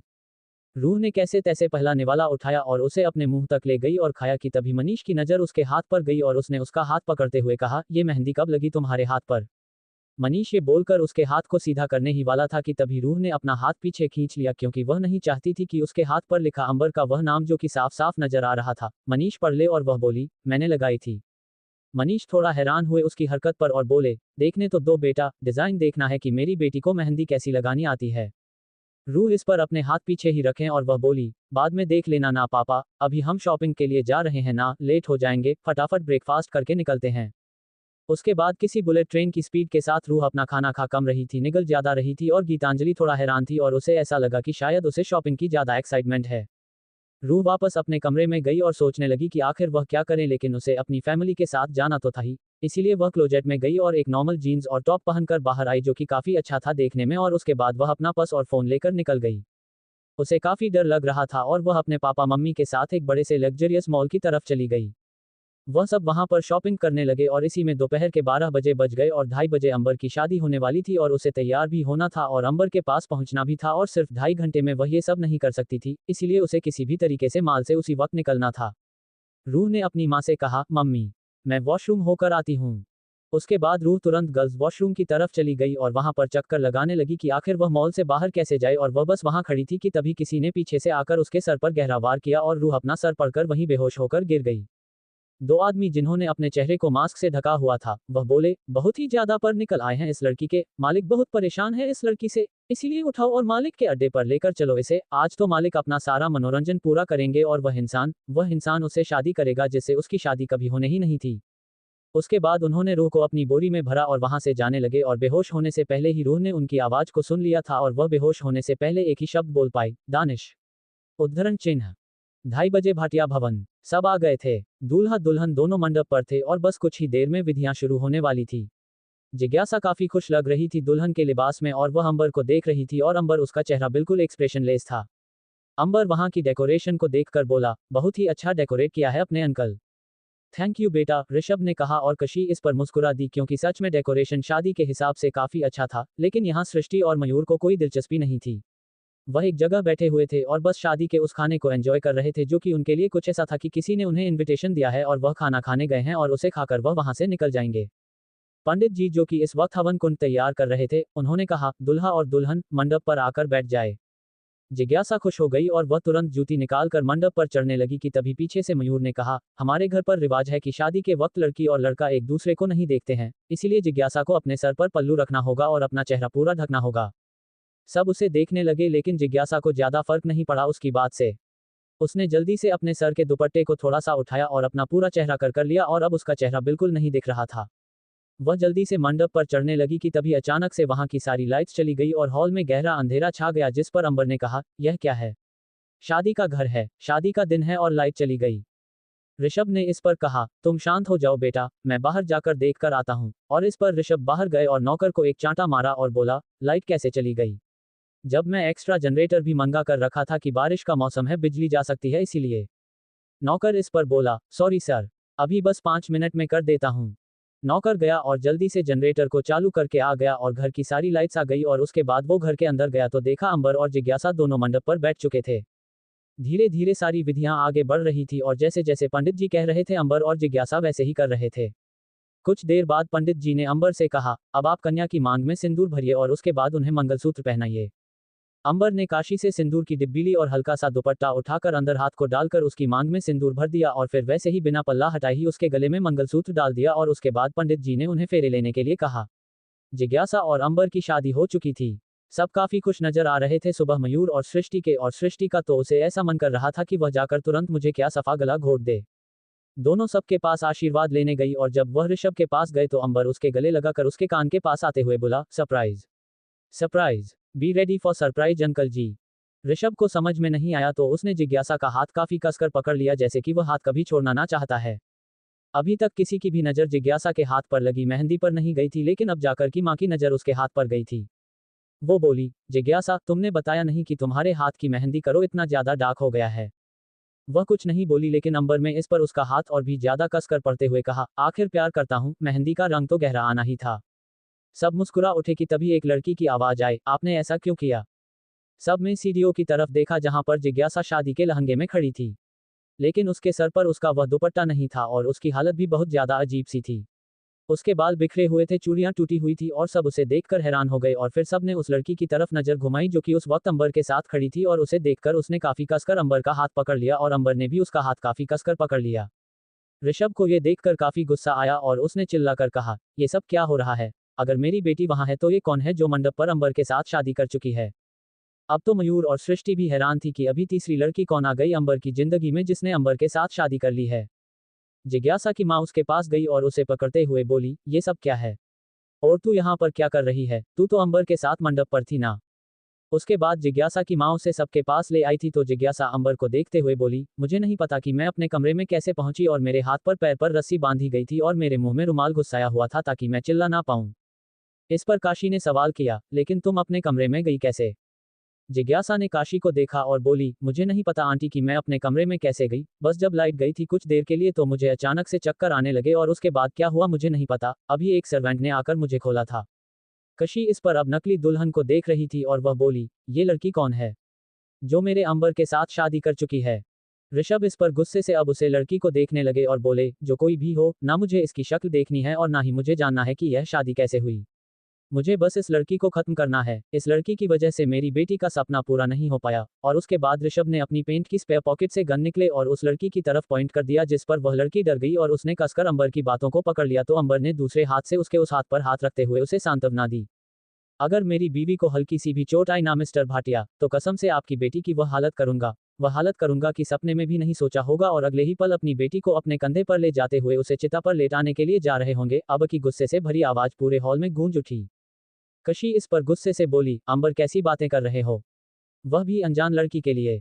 अंबर इस पर उस लड़की का हाथ छोड़ देता है और फिर बिल्कुल ऋषभ के सामने आ जाता है और उसे अपनी तीखी नजरों से देखते हुए कहता है, जो आदमी खूनी हो उससे ऐसे ही बातें की जाती है, क्या समझा था कि 20 साल का लड़का है, कुछ समझ नहीं पाएगा, खत्म कर दो इस लड़के को, पूरा ओसवाल ऑपरेशन, पूरी ओसवाल प्रॉपर्टीज मेरे नाम हो जाएगी। तो गलत सोचा था मिस्टर भाटिया, मेरी प्रॉपर्टी, मेरा नाम, मेरा घर सिर्फ और सिर्फ मेरा और मेरे पापा का है।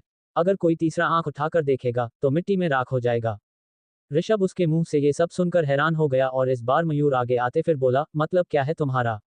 अंबर ने अपने कदम को पीछे लेता है और बोलता है, बताता हूं, लेकिन पहले अपनी बीवी जिसके साथ मैंने दोबारा शादी की है उसका मुखड़ा तो दिखा दूं, आखिर मेरी माँ का सवाल है इस अनजान लड़की के बारे में।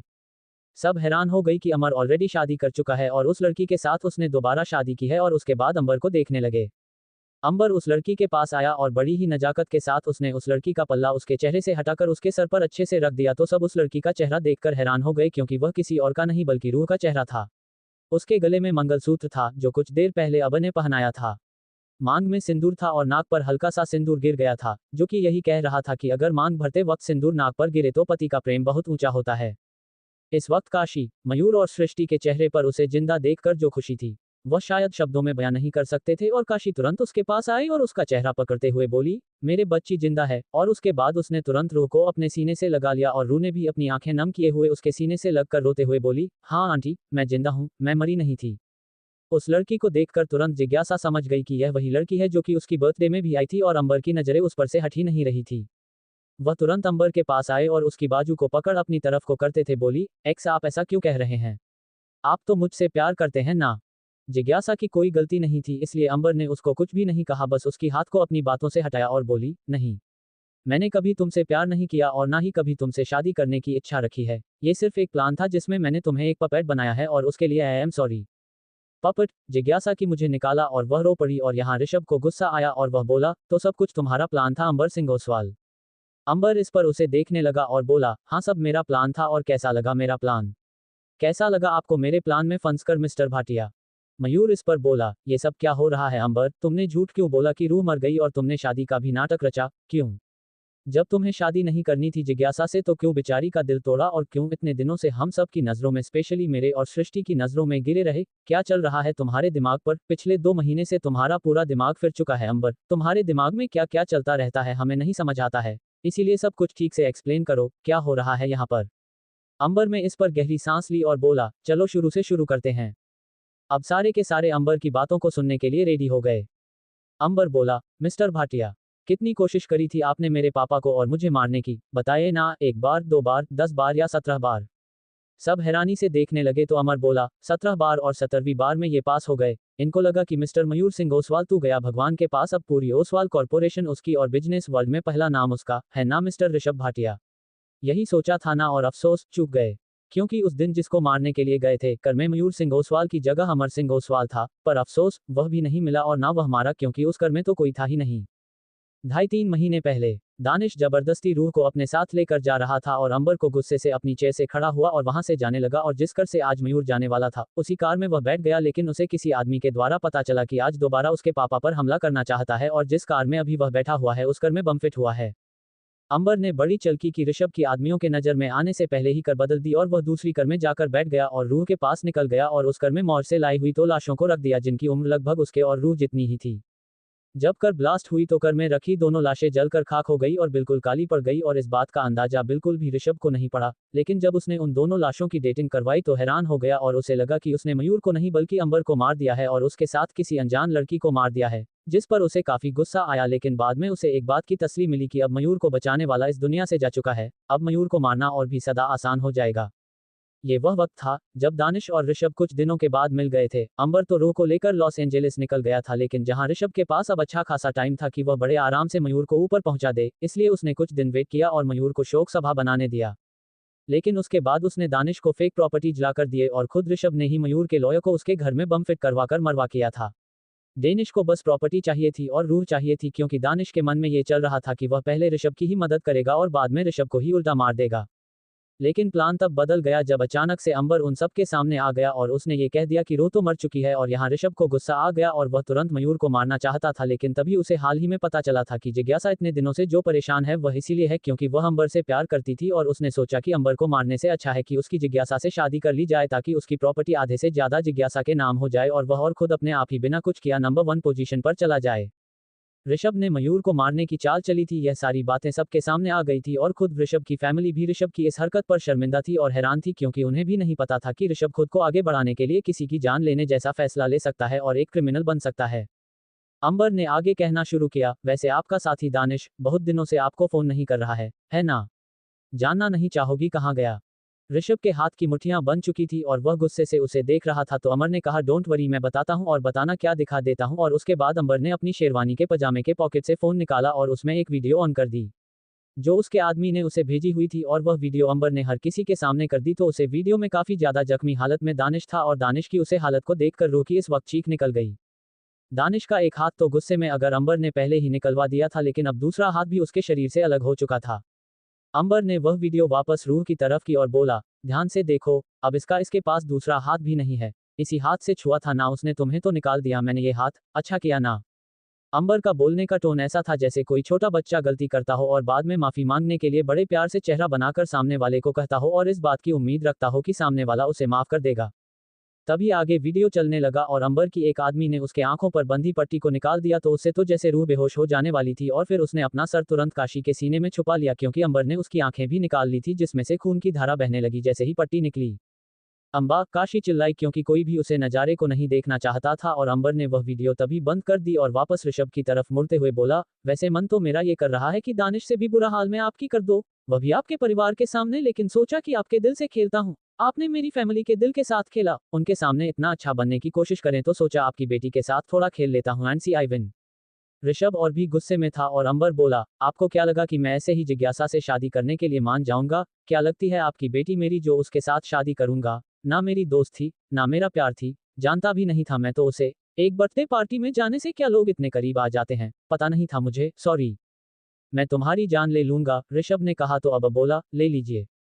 किसने रोका है? क्योंकि मेरी जान लोगे तो भी जेल जाओगे, नहीं लोगे तो भी जेल जाओगे, और अगर इतनी हिम्मत है तो हाथ लगा कर दिखाए ना, उसी हाथ को उसी पल तोड़ दूंगा, इतनी हिम्मत रखता हूं मैं।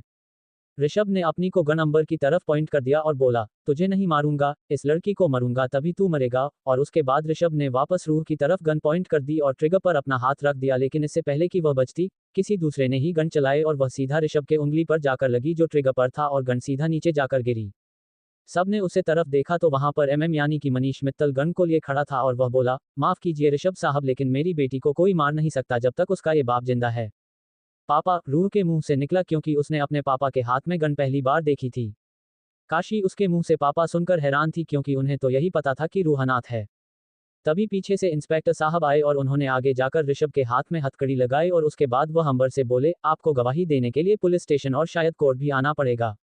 जरूर आऊंगा, अंबर ने कहा और उसके बाद इंस्पेक्टर ऋषभ को लेकर चले गए और ऋषभ अपनी बीवी को देखता रह गया, लेकिन उसकी बीवी ने उसे मुंह मोड़ लिया, क्योंकि उसकी बीवी भी ऐसे इंसान के साथ नहीं रहना चाहती थी जो कि एक खूनी हो। भले ही अभी तक उसने किसी का खून न किया हो लेकिन खून करने की काफी कोशिश की थी और एक ऐसे इंसान को भी खूनी ही कहा जाता है। गायत्री और मनीष दोनों आगे आए और गायत्री ने रूह को अपने सीने से लगाते हुए बोली, सॉरी बेटा, हमें तेरे साथ एक नाटक करना पड़ा उसके लिए, पर तेरी शादी भी तो करनी थी। रूह को समझ में नहीं आया और यहाँ अंबर की फैमिली भी रूह की असली फैमिली को देखकर हैरान थी, तो अंबर ने कहा, यह असली फैमिली है रूह की। वह फैमिली असली नहीं थी रूह की, जिनको अपने आखिरी वक्त देखा था। वह लोग कोई और थे, और कौन थे, उसका जवाब तो यही लोग देंगे, मैं नहीं दूंगा। रूह भी आखिरकार जानना चाहती थी कि आज तक वह अनाथ का टैग लेकर क्यों घूम रही थी, तो इस पर गायत्री थोड़ा शर्मिंदा हो गई और वह बोली, मेरी सास को बेटा चाहिए था और उस वक्त मेरी कंडीशन इतनी बेकार थी, मुझे सरोगेसी का सहारा लेना पड़ा था और हमने सरोगेसी के लिए अपनी सास को बहुत मुश्किल से मनाया था, और अगर उन्हें ये पता चलता कि मेरे पेट में बेटा नहीं बेटी है तो वह उसी वक्त उस औरत को भी मार देती और मुझे भी मार देती और इनकी शादी किसी और से करवा देती। वह लड़की जिसको मैंने रूह की सरोगेट मदर बनवाया था, वह लालची निकली, भाग गई मेरे बच्चे को लेकर, और खबर आई कि वह एक एक्सीडेंट में मर गई और बच्चा भी मर गया, और तब से हम दोनों यही सोच रहे हैं कि हमारी बेटी तो गई, हम सब कुछ छोड़कर चली गई दुनिया से। लेकिन अंबर ने बताया था कि वह जिंदा थी और वह औरत अपनी लालच में इतनी आंधी कि उसे भगवान ने वही दिया जो वह डिजर्व करती थी। उसने मुझसे मेरा बच्चा छीन लिया, भगवान ने उससे उसकी जिंदगी छीन ली। काशी में इस पर कहा, लेकिन आपको कैसे पता चला कि उस औरत के पेट में बेटा नहीं बेटी है? गनीमत थी कि पुलिस जा चुकी थी, वरना शायद आज गायत्री और मनीष भी जेल में होते, क्योंकि गायत्री ने जो आगे कहा वह सुनकर सब हैरान हो गए। गायत्री बोली, मैंने चेक करवाया था कि मेरे पेट में बेटा है कि बेटी, और जब पता चला कि बेटी है तो मैं डर गई। बहुत ज्यादा डर गई कि जब ये बेटी इस दुनिया में आएगी तो मैं अपनी सास का सामना कैसे करूंगी। लेकिन जब खबर आई कि बेटी ही नहीं रही तब इस बात की थोड़ी सी तसल्ली थी कि बेटी चली गई, लेकिन माँ हूँ रोई भी बहुत थी अपनी बेटी की मौत पर। और जब दोबारा प्रेग्नेंट हुई और मैंने फिर से वही काम किया, मैंने फिर से चेक करवाया कि मेरे पेट में बच्चा है कि बच्ची, और उस वक्त मेरे पेट में एक लड़का था। मैं खुश थी और उस वक्त मुझे बेटी की अहमियत समझ में आई, क्योंकि उस बेटे को जन्म देने वाली भी तो एक बेटी ही थी। मैं भी तो एक औरत हूँ, अगर लड़की ही नहीं होती तो आगे का वंश कैसे बढ़ेगा। कशी इस पर बोली, और आपको सजा मिल गई, आपकी बेटी 20 साल आपसे दूर रही जिंदा होने के बावजूद, और आपकी बेटी को ये सजा मिली कि जिंदगी भर के लिए उसे अनाथ का टैग मिल गया और बस दुनिया की जली कटी सुनती रही। असल में यह बात काशी ने रुक्मणी को पॉइंट कर कहा था, और रुक्मणी उसका इशारा काफी अच्छे से समझ गई थी, और उसे भी शर्मिंदगी हुई थी, और अब तो होनी ही थी। आखिर उसे पता जो चल गया था कि रूह कोई नाली का कीड़ा नहीं बल्कि अमीर खानदान की लड़की थी, और इतनी अमीर कि शायद मनीष, मयूर जैसे 100 लोगों को अपने नीचे झुका सकता था। पर इस मामले में काशी खुद को लकी समझती थी, क्योंकि जब सृष्टि इस दुनिया में आई थी तो शायद रुक्मणी घर में सबसे ज्यादा खुश हुई थी। उन्हें इस बात से कोई फर्क नहीं पड़ता था कि लड़का है कि लड़की, उसे बस बच्चों के आने से मतलब पड़ता था। सृष्टि जो मयूर के साथ थी उसने उसके कान में कहा, वैसे पापा, मुझे नहीं पता लेकिन दादी दादी का क्या रिएक्शन था जब मैं इस दुनिया में आई थी, क्या वह भी रूह दीदी की मम्मी की सास की तरह थी, खड़ूस एंड लड़का ही चाहिए एंड ऑल।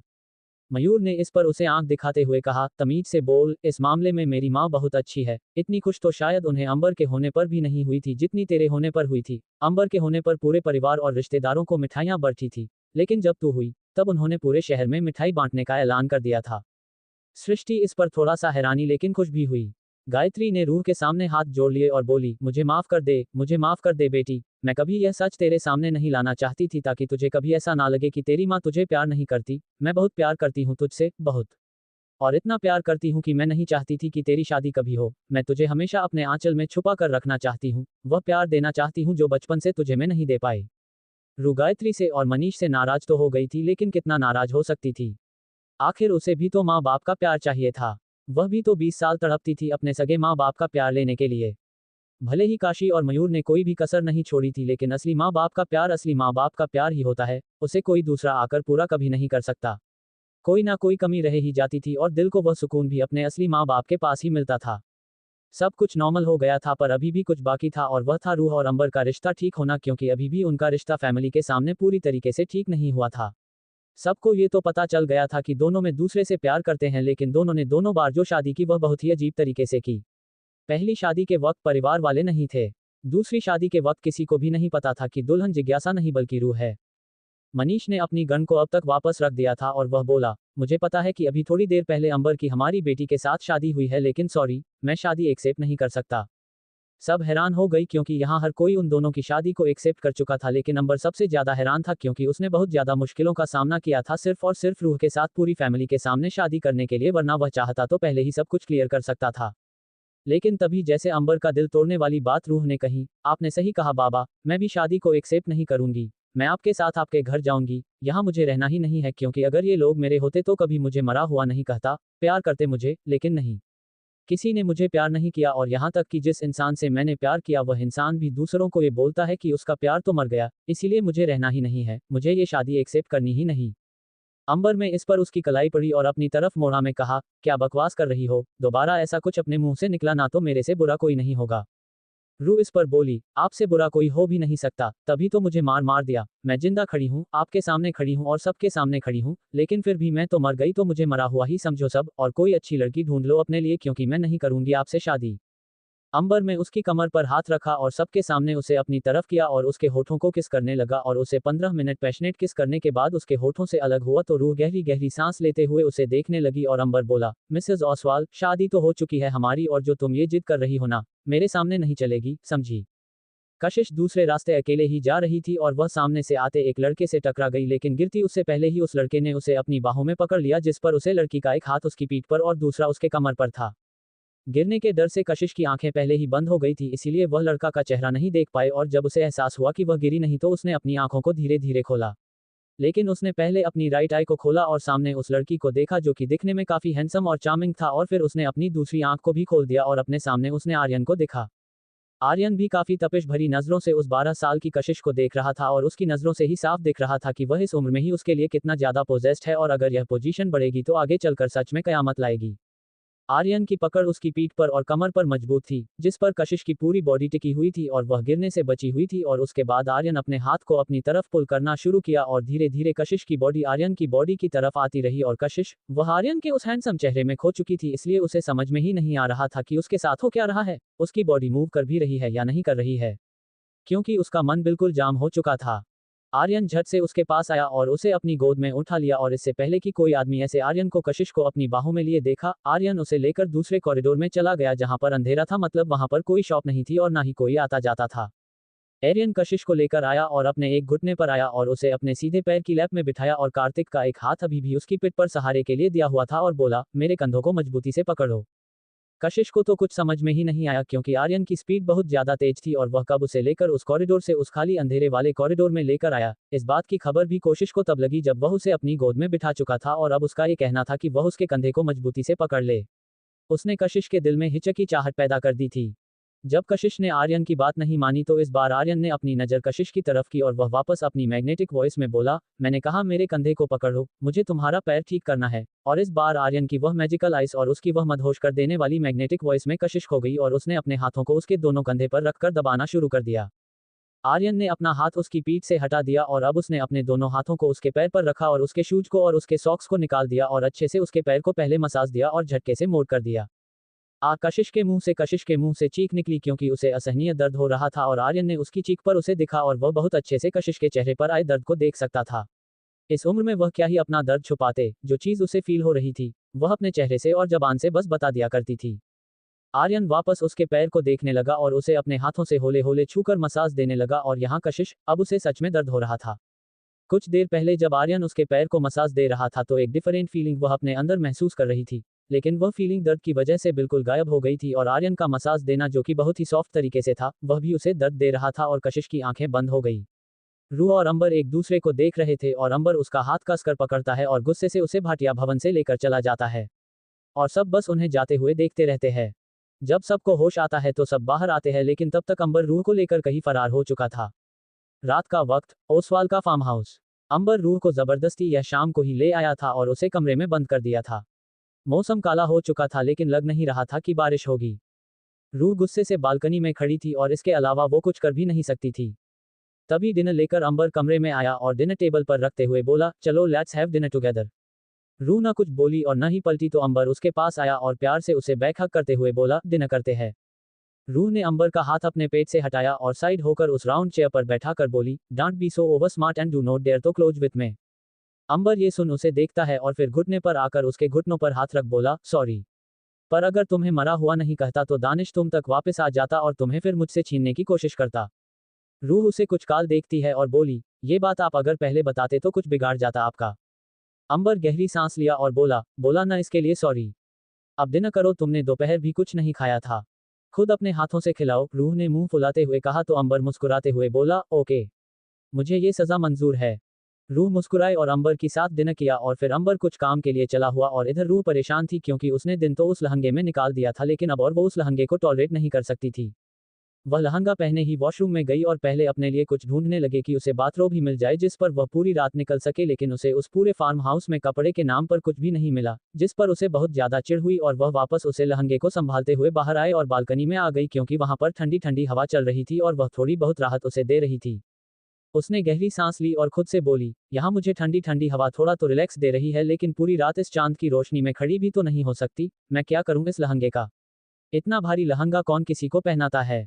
उसे चिढ़ हो रही थी और फिर वह वापस कमरे में आई और किसी को ऑन किया और बेड पर बैठते हुए बोली, एक लिस्ट ये ज्वेलरी तो निकाल दूं। वह बैठी और अपने हाथों से पहले चूड़ियां निकलने लगी कि तभी दरवाजा खुला और अंबर वापस आया जिस पर उसने उसे देखा और बोली, आप जल्दी आ गए। अंबर आया और दरवाजे को अंदर से लगाया और बोला, अब 10 मिनट का काम था तो 10 मिनट में ही आऊंगा, 10 घंटे में तो नहीं आऊंगा। उसके बाद अंबर उसके पास आकर बैठा और जो हाथ रूह के अपने दूसरे हाथ पर था उसे हाथ को अंबर ने पकड़ लिया और खुद से ही उसकी चूड़ियों को निकालने लगा। रूह इस पर बोली, आप क्यों कर रहे हो? मैं कर देती हूँ ना, आप मेरे लिए बस कपड़े अरेंज कर दीजिए, मैं लहंगे में नहीं सो सकती।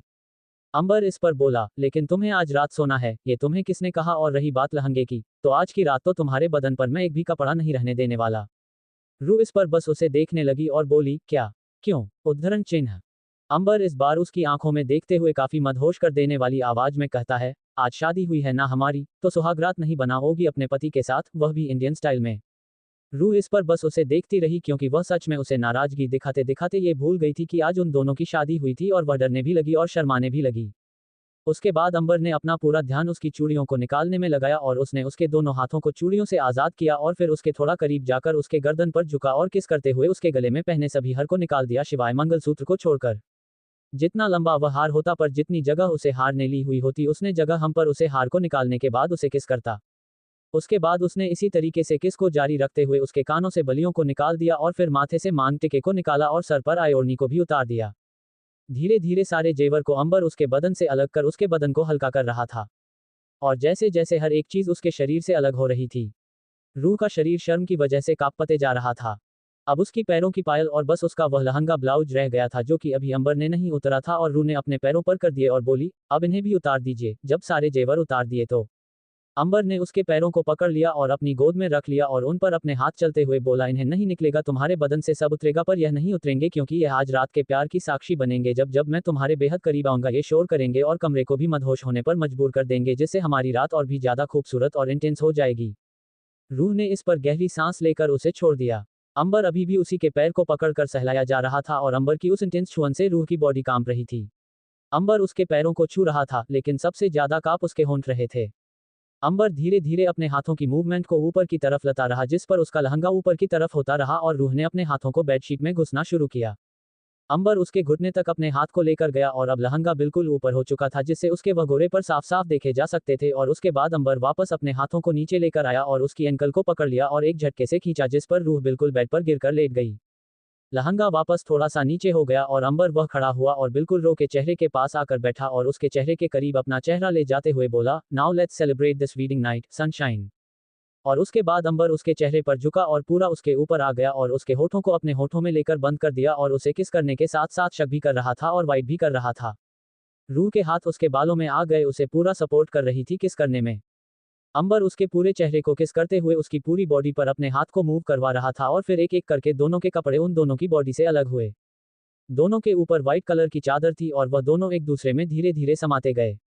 रात की चांदनी पहरा बना रही थी और कमरे का माहौल उसे मूवमेंट को और भी ज्यादा रोमांटिक। अंबर उसे किस करते हुए पेट पर आया और उसे किस किया और बोला, always your body makes me super crazy and every time when I come to you it seems I want more from you. Ruh उसकी बात पर कोई रिएक्ट नहीं करती क्योंकि उसका माइंड ब्लॉक हो चुका था। अंबर वापस उसे किस करते हुए ऊपर आया और अब धीरे धीरे वह रूह को पूरी तरीके से दोबारा अपना बनाने लगा और रूह के चीखें निकल गई और आंखों से आंसू। वह दोनों इस प्यार के समंदर में डूबते रहे जब तक कि रात खत्म नहीं हो गई और दिन ने आकर अपनी जगह नहीं बना ली। सूरज सर पर चढ़ चुका था लेकिन मजाल हो, अंबर ने एक सेकंड के लिए भी रूह को छोड़ हो। वह तो न जाने कौन से पाल आया था जब रूह अंबर को टॉलरेट ना करते हुए उसके सीने पर निहाल होकर सो चुकी थी, लेकिन अंबर उसे तब भी प्यार करने में बिजी था। ये वह वक्त था जब वह रूह को बिना किसी रोक टोक के प्यार कर सकता था और उसे कोई ऐसा काम भी नहीं था कि उसे रूह को छोड़कर जाना पड़ेगा क्योंकि अब वह लाइफ टाइम के लिए उसकी हो चुकी थी। रूह पर अंबर की परमानेंट वाली मोहर लग चुकी थी। दोनों की परमानेंट वाली बुकिंग हो चुकी थी। सुबह के 7:30 रहे थे जब जाकर अंबर ने इस प्यार के खेल को रोक दिया क्योंकि अब रूह की बॉडी नींद में भी उसे दर्द दे रही थी। अंबर दूर हुआ और उसे चादर को अच्छे से रूह की बॉडी पर लपेट दिया और वॉशरूम गया और अच्छे से नहा धोकर तैयार होकर बाहर आया और अपने साथ बहुत सारी कॉटन और हॉट वाटर लेकर आया जिस पर उसने स्पंज बाथ रूह को दिलाया। क्योंकि उसने रूह की ऐसी कंडीशन करती थी कि वह बाथरूम तक जाने की कंडीशन में नहीं रही थी। उसके बाद वह जो कपड़े लेकर आया था वह कपड़े उसने उसे पहना दिए। अब बस देर थी तो उसके जागने की, फिर उनके नाश्ता करके यहाँ से वापस जाने की। 10 बजे के आसपास जाकर रूह की नींद खुली और वह उठी, लेकिन अभी भी उसकी बॉडी में पेन था। वह जब उठी तो उसने देखा उसने एक नॉर्मल टी शर्ट और लोअर पहना हुआ था जो कि लूज था और उसकी बॉडी को रिलैक्स भी कर रहा था क्योंकि टाइट फिटेड कपड़े ऐसे हालात में पेन को बढ़ा देते हैं। वह कैसे तैसे खड़ी हुई और वॉशरूम गई और फ्रेश हुई और उसके बाद नीचे आई तो देखा अंबर डाइनिंग टेबल पर बैठा अखबार पढ़ रहा था और जैसे ही उसने रूह को आते हुए देखा उसने कहा, चलो ब्रेकफास्ट करते हैं, फिर घर भी जाना है। वह नीचे आई और टेबल पर बैठ गई और जब उसने नाश्ते में नूडल्स देखा तो थोड़ी सी स्माइल उसके चेहरे पर आ गई क्योंकि उसका काफी समय से नूडल्स खाने की क्रेविंग हो ही रही थी। दोनों ने मिलकर नाश्ता किया और उसके बाद दोनों सिंह गोसवाल मैंशन के लिए निकल गए। दोपहर के लंच तक दोनों वहां पहुंचे और जब गए तो देखा कि रूह के पेरेंट्स नहीं थे और उन सबके साथ मिलकर लंच कर रहे थे। सृष्टि बोली, अरे आप आ गई दीदी। रूह इस पर मुस्कुराते फिर बोली, आई एम फाइन। सृष्टि रूह का हाथ पकड़कर आगे ले जाते हुए बोली, चलिए चलकर लंच करते हैं। रूह इस पर बोली, नहीं मुझे लंच नहीं करना है, मैंने और मिस्टर हेवन ने आज ब्रेकफास्ट बहुत लेट किया है। सृष्टि अब तक उसे अंदर ले आई थी और अंबर भी पीछे पीछे वहां आ गया था और सृष्टि पूछी, क्यों? आज आपने ब्रेकफास्ट क्यों लेट किया? सृष्टि इस पर कुछ नहीं बोली और उसे इस बार समझ में भी नहीं आया क्योंकि रहने बहुत अच्छे से इस बार मेकअप के जरिए अपनी बॉडी पर आए सारे मार्क्स को छुपा लिया था। लंच नहीं करना, पर बैठ तो जाओ बेटा, मयूर ने कहा तो रूह ने हमें अपनी गर्दन हिला दी और धीरे धीरे आगे बढ़कर काशी के साथ वाली जगह पर बैठ गई जो कि खाली थी और ऐसी सिचुएशन में रह सामने अपने पिता मनीष को फेस कर रही थी। अंबर अपनी जगह पर आकर बैठ गया और उसके बाद सब लंच करने लगे और लंच करने के बाद सारे हाल में आकर बैठे और मयूर ने कहा, वैसे रूह, तुम्हारा जितना भी सामान यहाँ पर है सब कुछ पैक कर लो क्योंकि आज से तुम अपने घर पर रहने वाली हो। क्या? रूह के मुंह से अचानक निकाला और वह मयूर को देखने लगी और फिर धीरे से बोली, क्यों? काशी इस पर बोली, क्या क्यों? कल तुमने और तुम्हारे पापा ने ही कहा था ना कि शादी को तो एक्सेप्ट नहीं करने वाली, तो तुम्हें अब अपनी फैमिली के साथ रहना चाहिए।